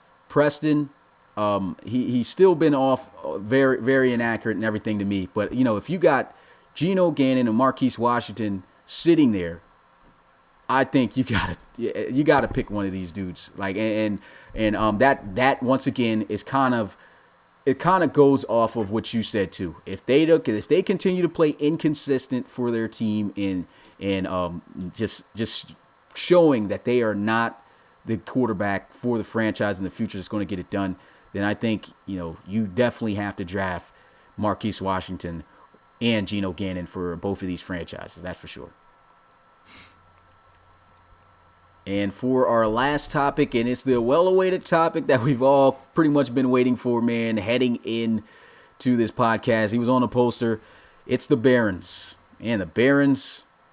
Hold up, what happened? Okay, there we go. Yeah. So the Barons, they decide to bench future Hall of Fame quarterback. Why did I say Barons bench? Okay, yeah. They decide to bench future Hall of Fame quarterback Jack Winkler, and at week 13 at this point, 7-4 record, still low key have a chance to compete and possibly make it into the playoffs. And Coach Woods, this past week has been already made the announcement. Winkler is going down for Brinker. So Brinker will now be the starting quarterback. We saw him in his time there with San Antonio with the Marshals. He honestly is not too bad of a quarterback. But what do you think? Do you think this is a good move or a bad move on behalf of Coach Woods at this point of the season, going with Brinker over Winkler? I'm gonna tell you something right now. Okay. This is something that's sort of bothering me, okay? Because I don't see where you can have an off game, you can have an off couple of games, but at the end of the day, this man is a 99 overall quarterback.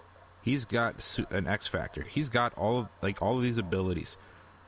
There's nothing in this world, in this league, in anything that is going to tell me and make me believe until maybe maybe Brinker is the next best thing and nobody understands why, and the Marshals had no idea what to do with him last year.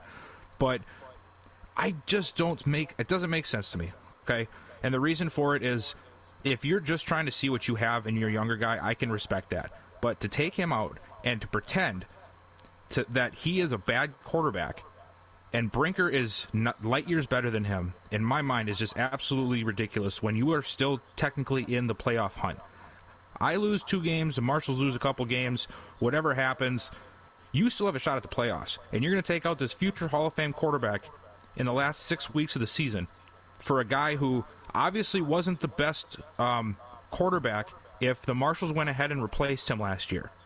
And I remember playing him. I played him once. And I picked him off 5 times, I think, 4 times. There's a difference here. Brinker might be the future. I understand that.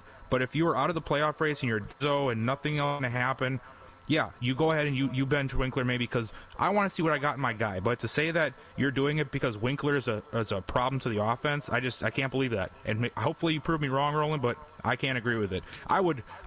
Guys like me and Mark and Rob and Tor, who build these great defenses and we try our best to build the best teams, would kill to have a 99 overall quarterback. So like to us, man, it's crazy to us that guys have 99 overall quarterbacks and can't figure out how to use them properly. It's like, to me, that's just crazy. I'm working with an 87 overall who half the time can't even find his receivers once in a while. So to see somebody sort of disrespecting what Winkler's done for the Barons, and yeah, this is a hot take. This is not exactly the best way I can say this, but this is the way I feel, okay? I just don't get it, man. Hate me all you want, but this is my opinion, and I'm not going to pull any punches. I would love to give me Winkler. Let me see what I can do with Winkler with my team. I would love it. I'm sure Mark would. I'm sure Rob would, and a few of the other coaches who have been making their teams work tremendously with very, very less talented products at quarterback. So there you go. Let's see what we got in the comments now. I'm sure I'm hated by a few. Yeah, there's a couple comments in there, man. There's a couple comments. But, yeah, so my take on this. Now, I'm pretty much both sides with this. This is what I'm going to say. I do agree with you a little bit to an extent, but this is also what I'm going to say. Okay, so we already know that Winkler is not going to re-sign with the Barons this year, and he's not going to be here, by this season's end. So I can see, and it does make sense to an extent, on why Woods would like to go with Brinker instead, just to get him some reps on the field, to be able to just to see what he can bring to the table. But with that being said, like you said, it's week 13. You still have a playoff opportunity. I don't care how small it is, you still have a playoff opportunity. And he says that his quarterback has been, and this is another argument which I can, to an extent, if this is what he believes, I can agree with Coach Woods, is, that he feels that Winkler's just not the same guy he was. He's too conservative. But like you said earlier, I feel like the way he wants to play offense is go deep down the field. Winkler's not throwing anything deep down the field if it's not open. You haven't had your best receiver on the team. You've had Amari Manuel, and yes, we know he's a good receiver. He's not a great receiver, to be honest. He really isn't. There's a lot of times he gets strapped up. He's got tremendous speed, but unless he's really beating somebody on the route or he's just running past somebody, he's not one of those receivers who can consistently attack and get the ball. And so it puts a lot of pressure on him to be able to make plays for Winkler. And the other receivers honestly aren't even in the same talent level as JJ either. So he struggled without any receiving weapons, and I can tell why he's been conservative. Another big thing is also, like we were saying about the playoffs. I mean, I agree with you, Bill. You cannot say that bringing in Brinker is going to give your offense better production. And I don't believe it will. Now, to an extent, because JJ's coming back, it slightly may, but it will not be as great as it was, in my opinion, at least that I think, with Winkler under the helm there. And then on top of that, I mean, the part that gets me the most is I feel it's a lack of respect of what Winkler has done for the team. This is a player who has pretty much won you the games you have won. And then not to mention, in the past, he has never had a season where he has won over 8 games. And Woods is, if you think that, I do feel like this is low key forfeiting the season to an extent. But at the same time, if he truly believes that Brinker, is going to bring that different mentality of being more aggressive, then, I can't really get mad at his decision to do that. So it makes sense, but he better hope that he comes out and do that. But I still feel like it's a lack of respect for the legacy of Winkler to not keep him in the offense and allow him to get past that peak with the team he started with of getting past an 8-8 record. If you already feel, in my opinion, that you aren't going to make the playoffs this year, I feel that Winkler should stay the guy. But like he said, if Woods truly believes this, then I have nothing really else to say. Then it makes sense. But if he does not come out and perform, it's just pretty much a slap in the face to the legacy of Winkler. It's definitely a Hall of Fame quarterback. He might retire after this year. We already know he's not going to sign with you. But to send him off and bench him and then bring in a guy you picked up from free agency, who we seen him start. He's got playoff experience, but not give Winkler that chance to finally lead his team over that 8-8 hump. I think that's just a terrible decision, in my opinion. Let me just add this because I've been seeing some of the comments. Don't give me that this is rivalry stuff. The only rival I feel in this league right now is with the Thunders, and that's no disrespect to teams, but I don't know where everybody keeps getting that I have these rivalries against the Lancers and the Barons and the Crusaders, and that's nothing to do with this situation, man. I truly believe that Winkler going to the bench in favor of Brinker is not a good choice. I respect Coach Woods' decision. I respect that it's his choice to make, but I do not agree with it in the slightest, okay? There is too much drop-off for me to believe that that's going to happen. I mean, there's a 24-point drop-off in awareness rating alone between these two guys, okay? Winkler is one of the best to ever do it in the RFL. Granted, he's not had the most help on his team for the last couple of years, and I think Roland Woods is doing a good job of putting talent around him, but I guess it's run its course now. I don't agree with it, and there's no slight by me because I have him in my division. There's none of that stuff, okay? This is just facts. There's nothing that's me being biased that says that Brinker's 73 awareness is better than Winkler's 99, or that his 83 deep accuracy is better than Winkler's 95.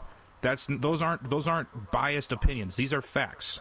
So that's my opinion. Hopefully I'm wrong, but I just don't see it being that way. So please don't come at me that I'm just doing this because it's a rival of mine. That's not the case at all, guys. Yeah, and I don't. And Bill's up here because, for one, he's got knowledge and he's done his research on the league. Not to throw too much shade at the coaches here, but most of you coaches don't even know the history of your own team.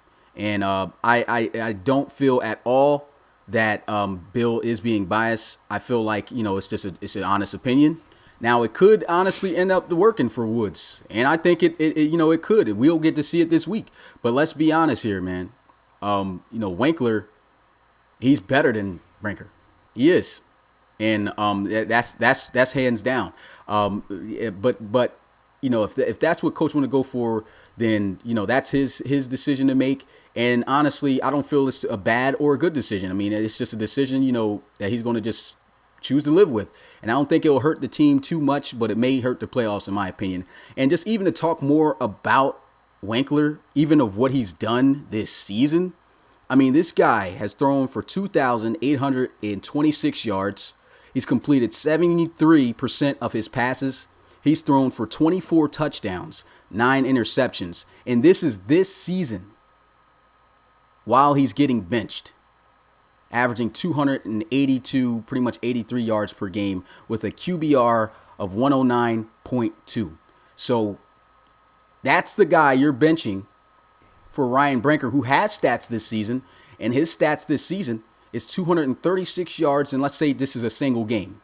236 yards, 21 of 33, 63%, 1 touchdown, 1 interception, and a QBR rating of 82.3. That's the quarterback that's going to be coming in for a guy who has a 24-9 touchdown to interception ratio. And that's facts right there. Proven in the stats that Winkler, although some plays we have seen him be conservative, you still got to evaluate what the whole play situation was. And that's what I feel like a lot of coaches don't do in this league is they don't evaluate the play that happens. If your receivers are not open deep and you have a good quarterback with awareness, he will not throw the ball deep and risk an interception. Yeah. He is going to throw it into the flats just about every time to try to get some yards, even in a 3rd and long situation. And I feel like Coach Woods wants him to be able to throw the ball deep down the field more on 3rd down situations when it counts. That's where I feel that Coach Woods had built up his frustration with Winkler. But that's just Winkler saying, I'm not going to risk this. I don't have the receivers that are going to be able to make the play. I'm not going to throw up a ball and make it look worse. And that's why his statistics, honestly, has looked this good. So, I mean, it may have lost, in Coach Wood's opinion, some games for him. But that, once again, that comes down to the fact that he does not have the receivers to get open for him. The receivers are not getting open. And that's the facts. Joe Johnson comes back into the picture. That would have been great with Winkler, in my opinion. But now you don't have Winkler and JJ. You're going to have Brinker and JJ. So I don't know how that's going to turn out. I think it is going to make Brinker slightly better. But do I feel that this offense is going to be more explosive, be able to make more plays than when Winkler was in? No, I don't. That's just my full-out opinion. Just to give y'all all the stats and the reasoning on why, I have this opinion, and also to back Bill in terms of there's no bias at all towards the Barons. And even when it comes to the Lancers, Noah, like there's no bias at all towards your Lancers. Because, for one, your team has already proven that, they're a solid team this year. But if you look at the history of the Lancers, this is an inconsistent team. So it would make sense for people to have opinions to feel that your team is not that great yet. So, and then not to mention the way some moves, which honestly, you saw the potential in your running backs. And since you chose to go with 2-star running backs, to some people that made it seem like, I don't think this coach knows what he's doing. When you made that move, I feel like that's what people were thinking at first. And then you lost your first game. And then when you started winning, people thought it was a fluke. But now you are winning against good, talented teams. So that's going to show that, okay, coach does know what he's doing. But it does not mean that, nobody's throwing shade on the Lancers just to throw shade on them. Like, you got to look at the history of your team before you got there.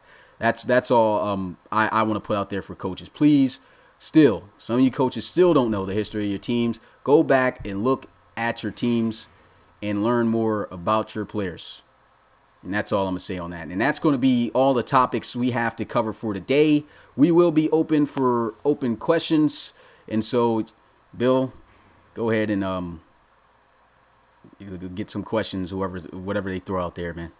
Now let's see if let's wait for some of the questions to come in. Do you think me and Roland are more friends now or less?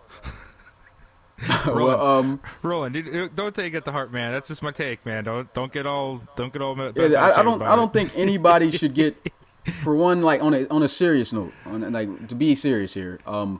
Like nobody should get offended of what's being said here. If we got facts to back up, well, not necessarily facts, but opinion. It's a podcast. We're supposed to be bringing out our opinions here. Yeah, and I haven't once felt that Bill has came up here and purposely said things against your teams without a reason because he didn't like you. Now, if he felt like that, you guys already know how I am.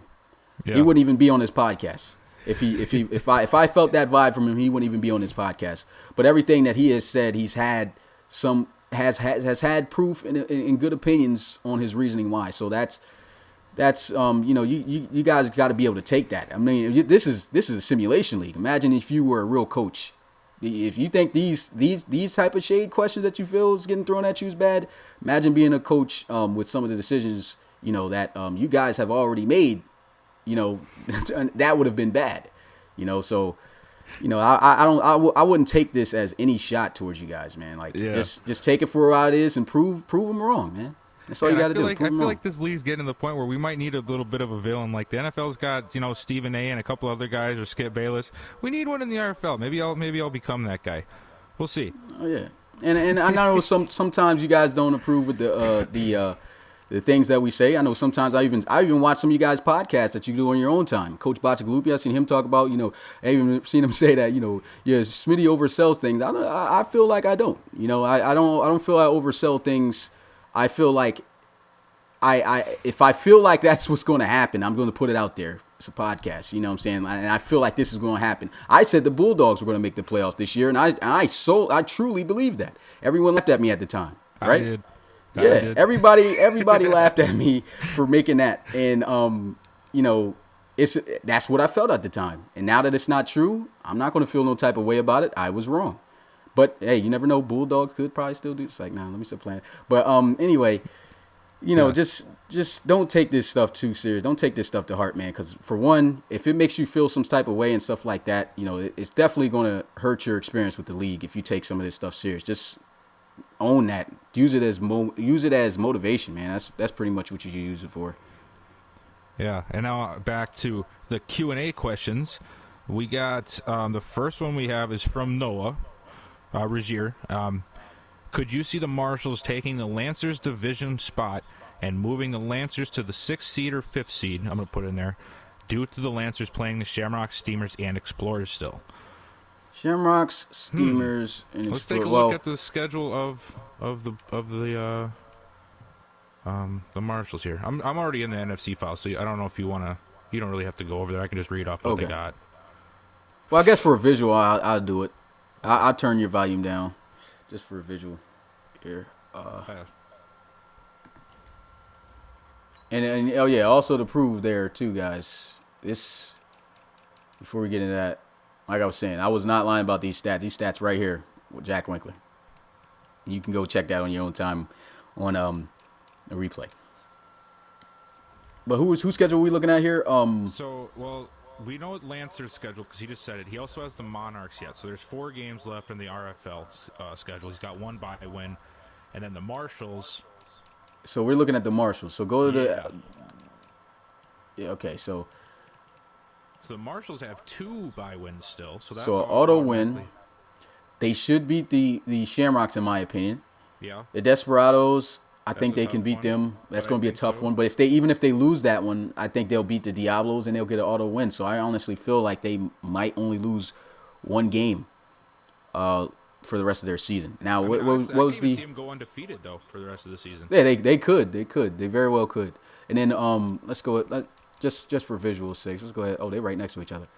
So right now, I mean, but aren't the Lancers? What are they? 10-1 right now?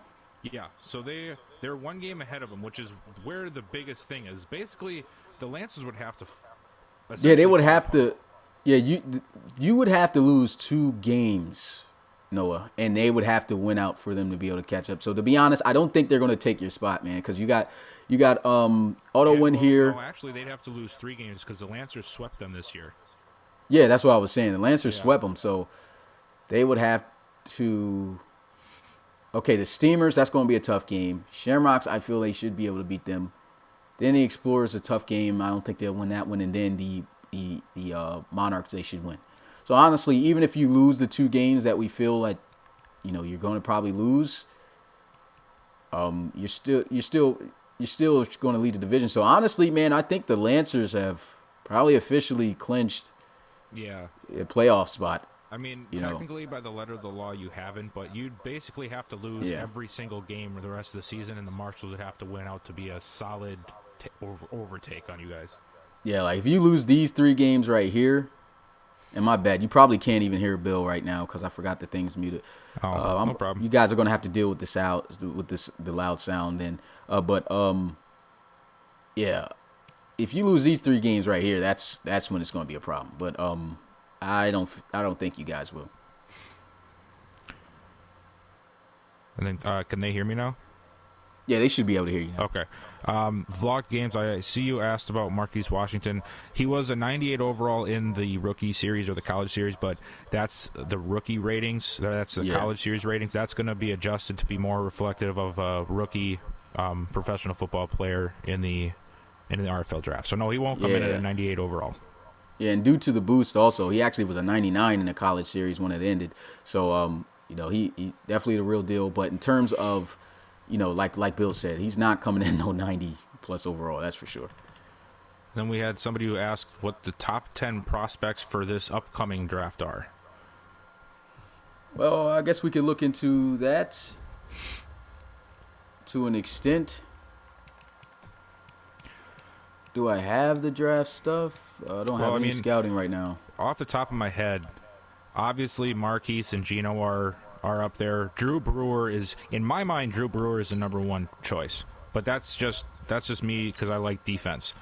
Between those three, obviously, and then Eric Strouder, the corner out of Florida State, that's another really solid prospect, I think. Isaiah Streets, Ray Franklin, the safety. Yeah.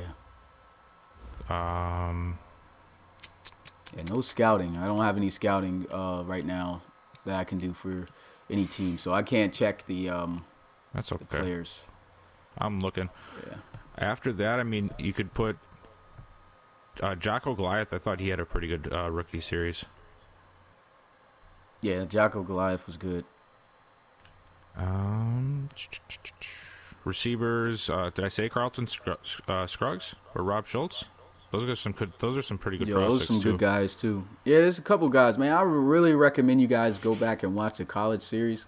That you'll definitely see who was definitely top guys in positions by doing that. And unfortunately, we didn't do highlights for each week and each game back then, so you would have to look through the games in full to try to find out what plays they made and stuff like that. But yeah, like you'll definitely get a knowledge of this upcoming draft class, especially the guys who watch it as it was going on. Eric Strouder asked, "Do we really think Marquise Washington is the top 2 draft prospect?" Well, I know Smitty does. I believe his talent level is there. Just off of my board, though, I mean he's probably 1 or 2. But like I said, I have Drew Brewer really high on my list. But I mean, I would still expect Marquise. I mean, it'd be like a 3-way tie for the top 2-3 spots for me. In all honesty, for me, we pretty much know who the 3 teams are going to be for the first round picks. Yeah. It's going to be most likely it's going to be the Monarchs first, Bison second, and Pioneers third. Based off of the Monarch situation, honestly, who I feel they're going to be the number 1 pick. It's like a tie between Marquise Washington and Drew Brewer because they can go with either one of those guys. It's either they help out their defense or they solidify the future of their offense with Marquise. So either one of those picks are going to be great, so it could go either way. In terms of the second pick, I know the Bisons definitely don't need a quarterback, so you can't. So I don't expect them picking up Marquise or Geno Gannon in case if Washington is picked.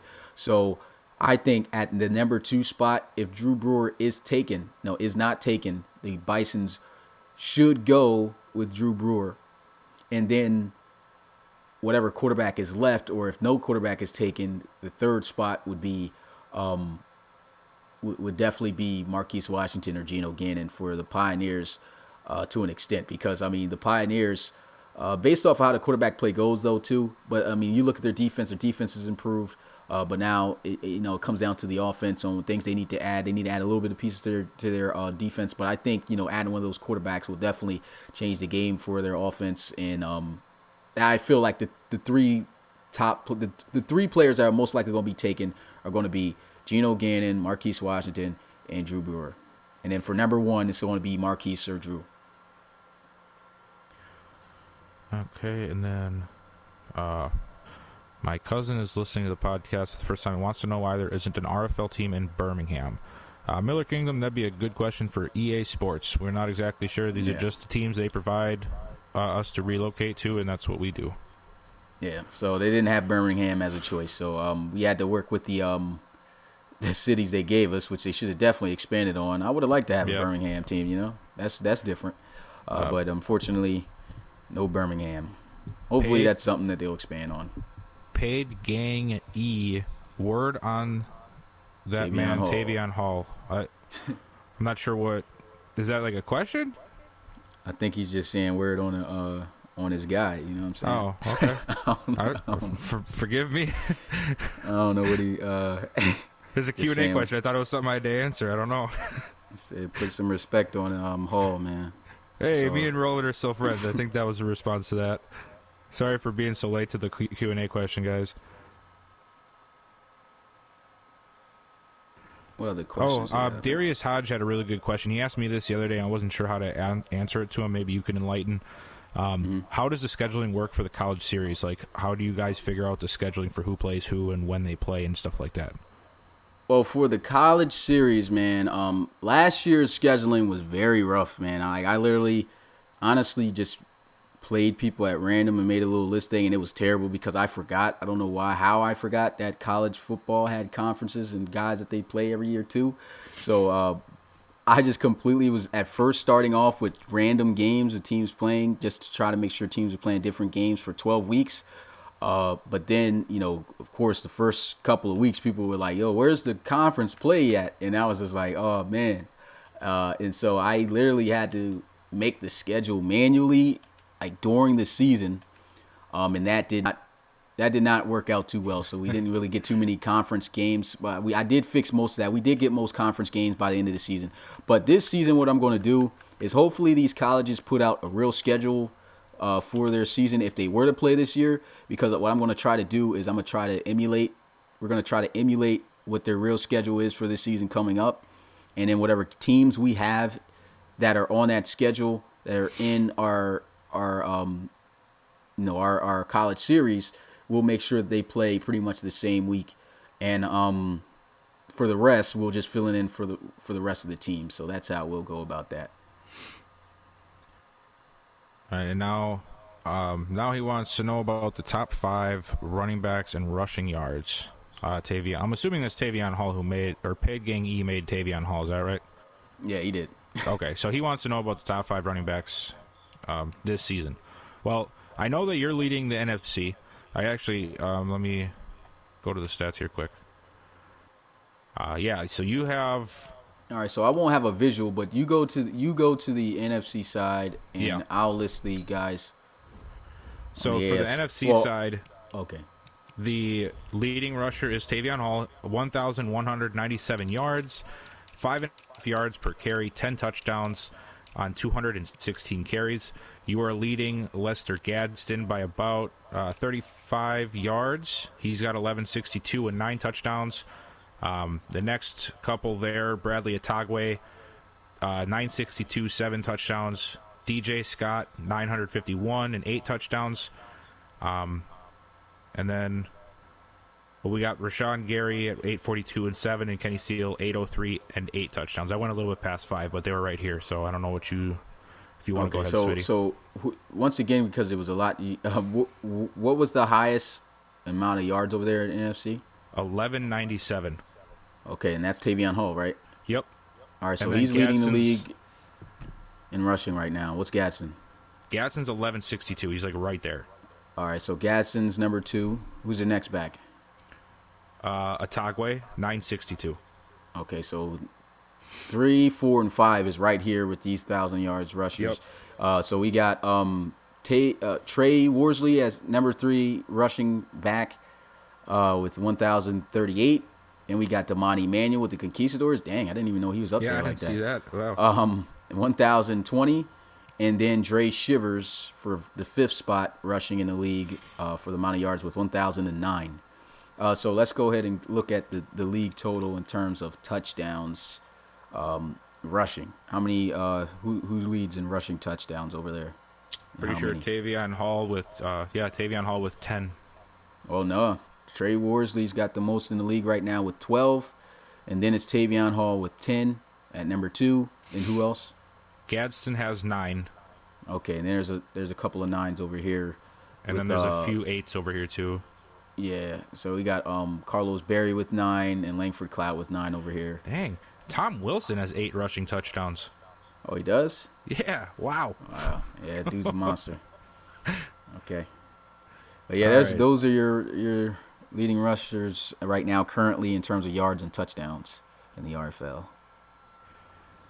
Vlogged Games is asking about the methods for playing for a player. Are you talking about? I'm assuming he's talking about paying for a player. You should be able to use your debit card or your PayPal or whatever it is on the application, if I'm not mistaken. And I think somebody reached out to me talking about. Now, this is what I'm going to say. If you've paid to have a player before, and you come to me saying that somebody else has hey, I got a dude who's interested. He want to pay through PayPal or not PayPal, but through Cash App or some other way. I'm not going to accept that because I don't know who your guy is, and you could just be making another player trying to pay in a different method so that I don't know. So if you have to pay for that, whoever that person is has to pay through the website, and I'm not going to be accepting any more payments that are not on the website, because the website is what's going to let us know for sure that we're not getting guys submitting more than one player, and we don't want that to happen. So that way we can give most of the people who's only submitted one an opportunity to play. So please don't suggest anybody to the league to pay another method outside of the website. And you should be able to pay for it as long as you have a credit card. The PayPal, you not having a PayPal account honestly doesn't mean anything. You just, as long as you got a card, you should be able to pay for it.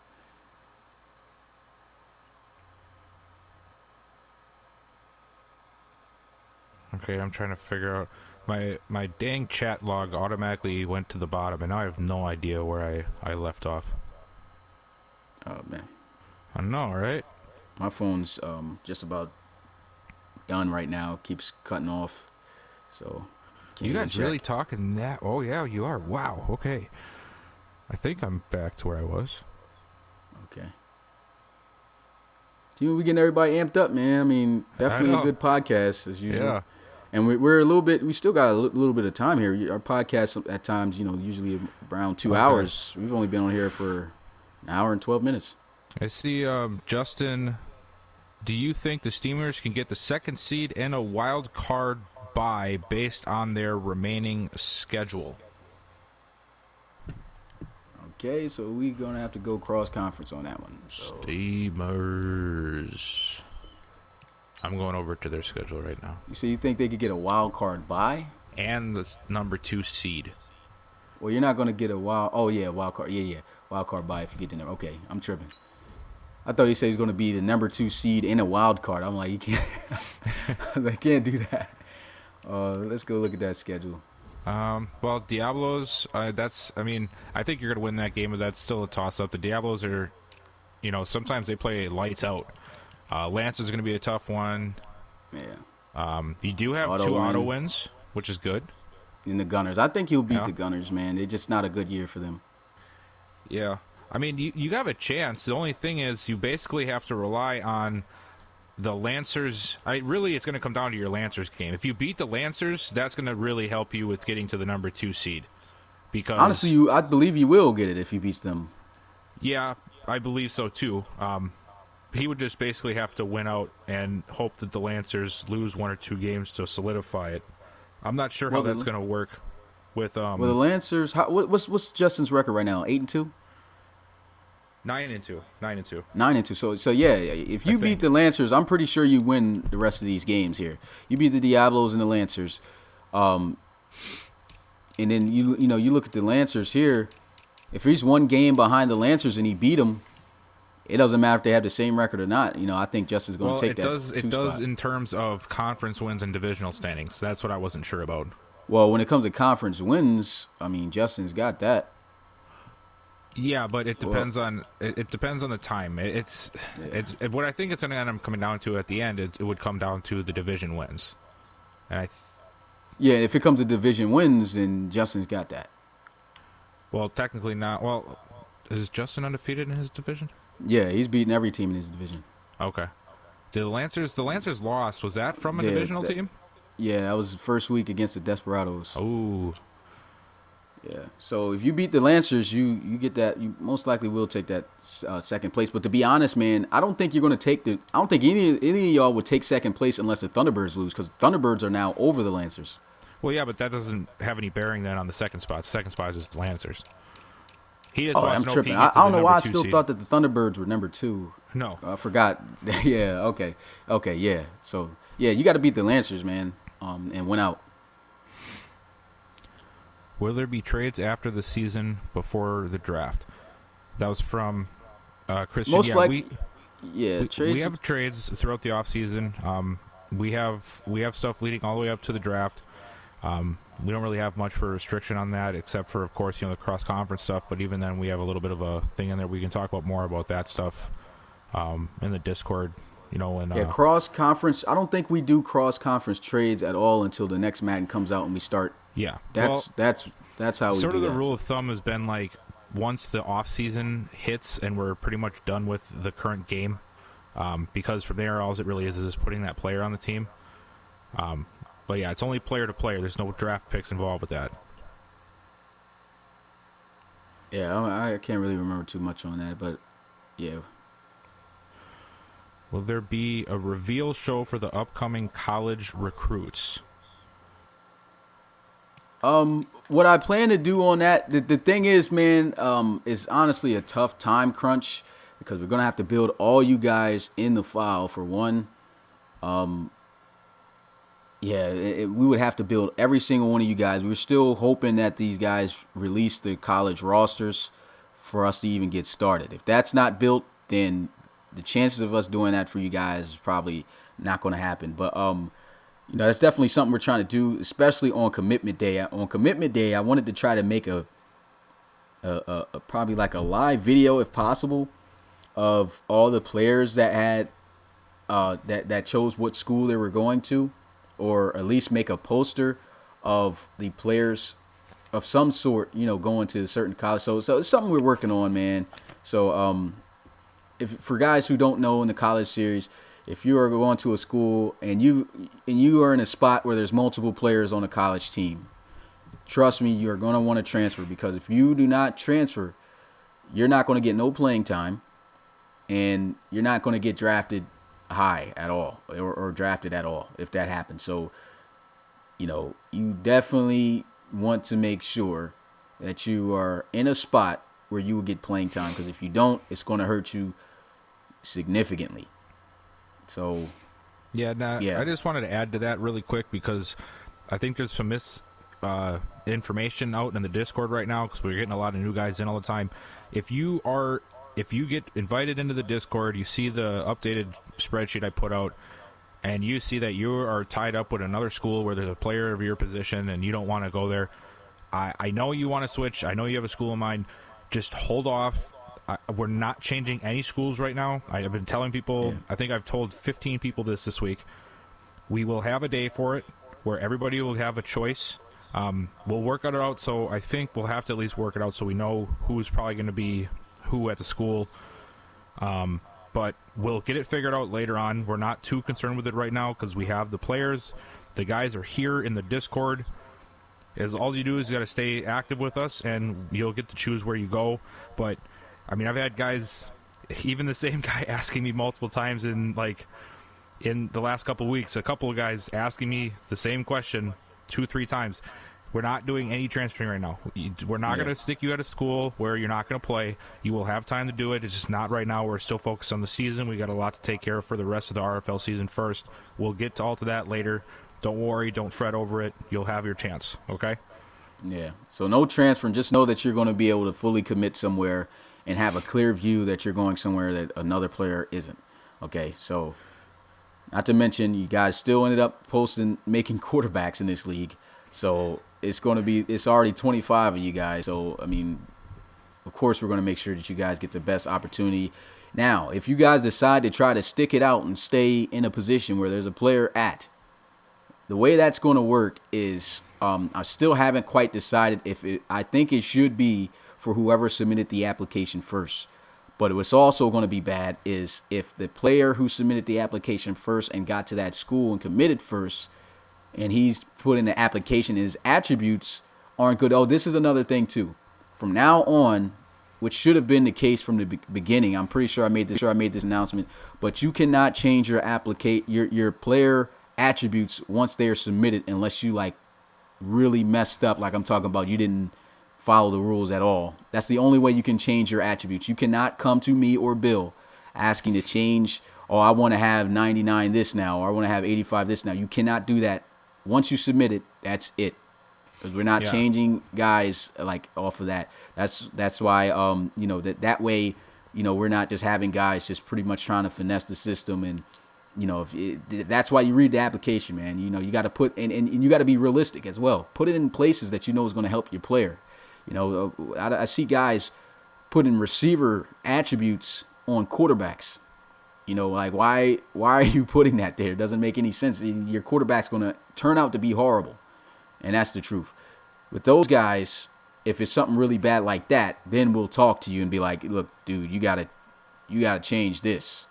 Or if you did that throughout your application, yeah. But if you did that in little areas and we know you just did it because that's what you wanted to do, we're not going to come to you and you're not going to be able to change it. So please make sure for guys who haven't submitted a player yet, please fill out the application realistically and in a way that's going to help the player. Do not ask to get attributes changed.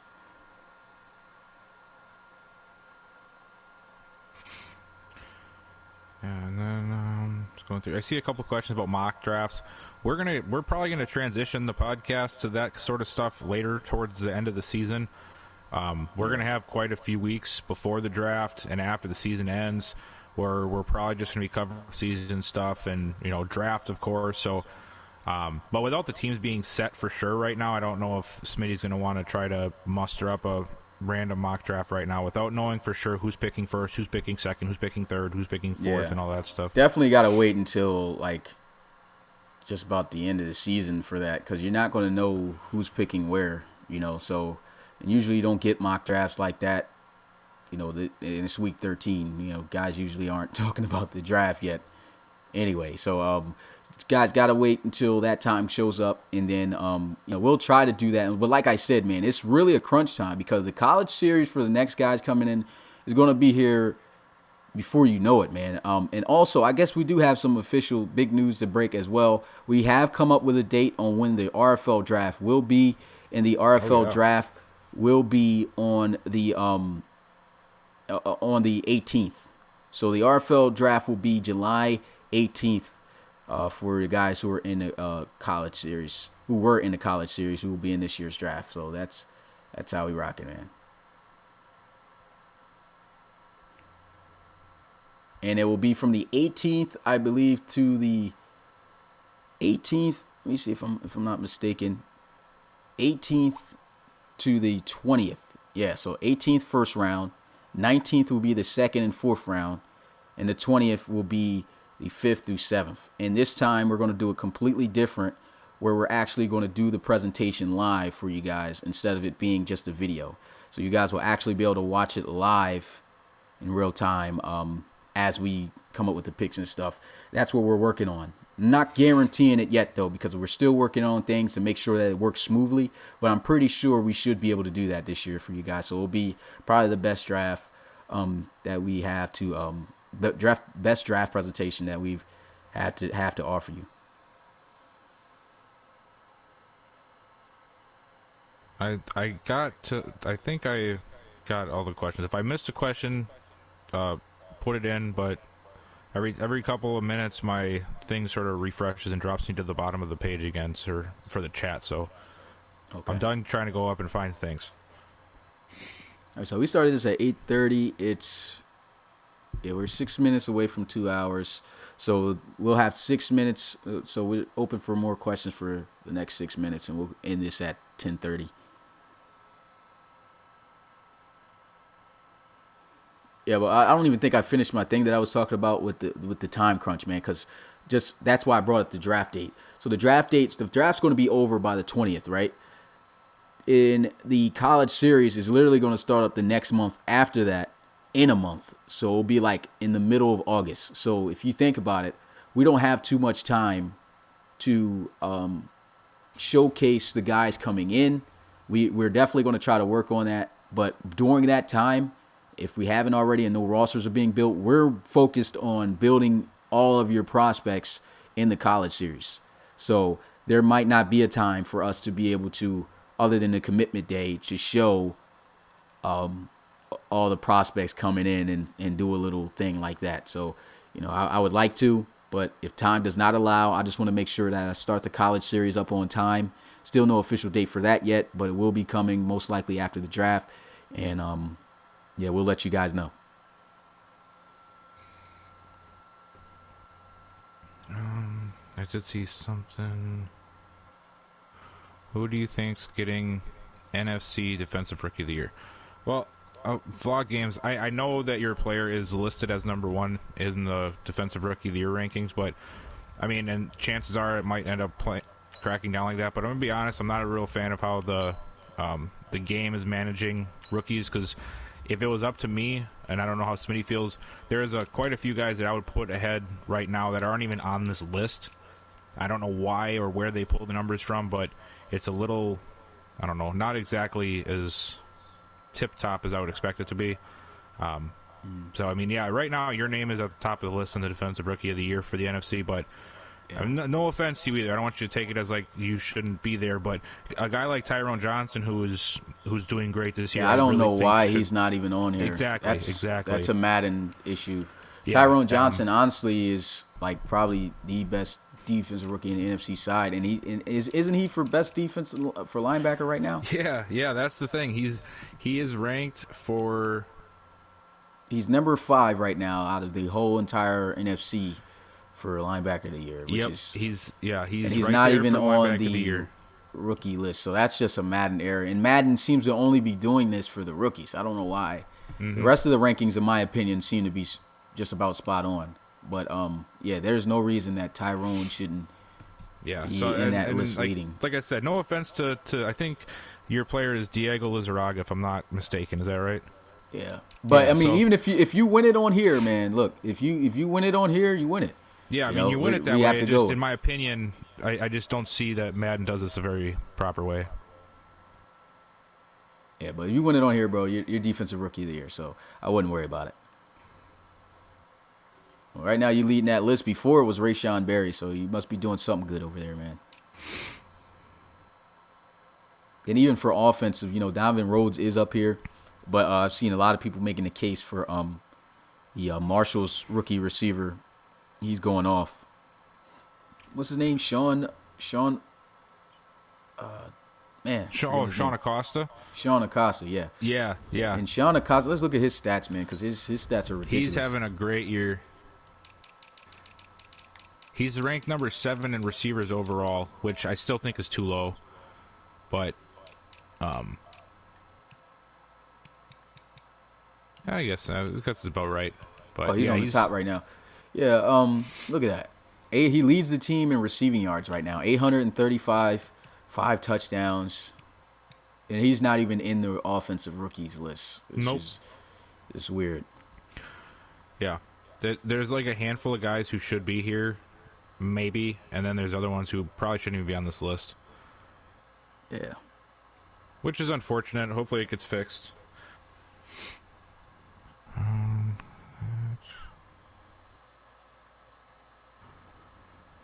Looking here. Yeah, I don't know how well it would work if we started bringing random players on podcasts. I'm all for always bringing more people on, but it's, you got to make sure that the mic's set up properly. You have to have a good sounding mic. I have a really nice mic, and you guys still know that I have problems with mine sometimes, so it's, who knows? Maybe in the future we have better resources, more time with something we could possibly work out.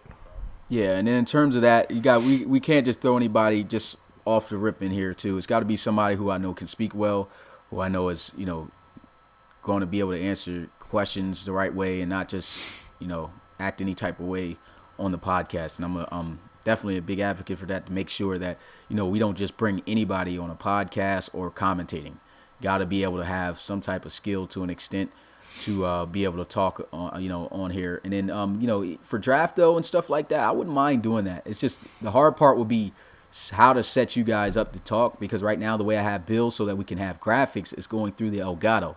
So that's the reason why you're hearing Bill break up. It's not his mic. It's the Elgato doing it from the connection. But that's the Really? only way we can have the graphics. Yeah. Your You mic mean, wouldn't have you. Yeah. man, you had me thinking this whole time my mic was shot or something. No, your mic's not shot, man. No. It's I, definitely I was searching on Google and everything, like, why is my mic this whole time Yeah. it's dang Elgato. Yeah, it was the Elgato. Man. Oh, jeez. My bad, I never told you that. I'm pretty sure you even told me something was going on with my mic. Yeah. I probably did. I can't remember. Oh. But we should be getting off of here soon. So that's going to be it for the questions, man. We'll have to hop off here because it's about to hit 2 hours, and usually my Elgato starts getting weird at that point. So appreciate you guys as always coming through the podcast. Of course, we'll have another one next week to recap week 13 and heading into week 14 and all the big topics. But until then, it's your boy Smitty, RFL Commissioner, play-by-play commentator here with Bill Nye, the RFL guy. And we'll catch you guys next time. Peace.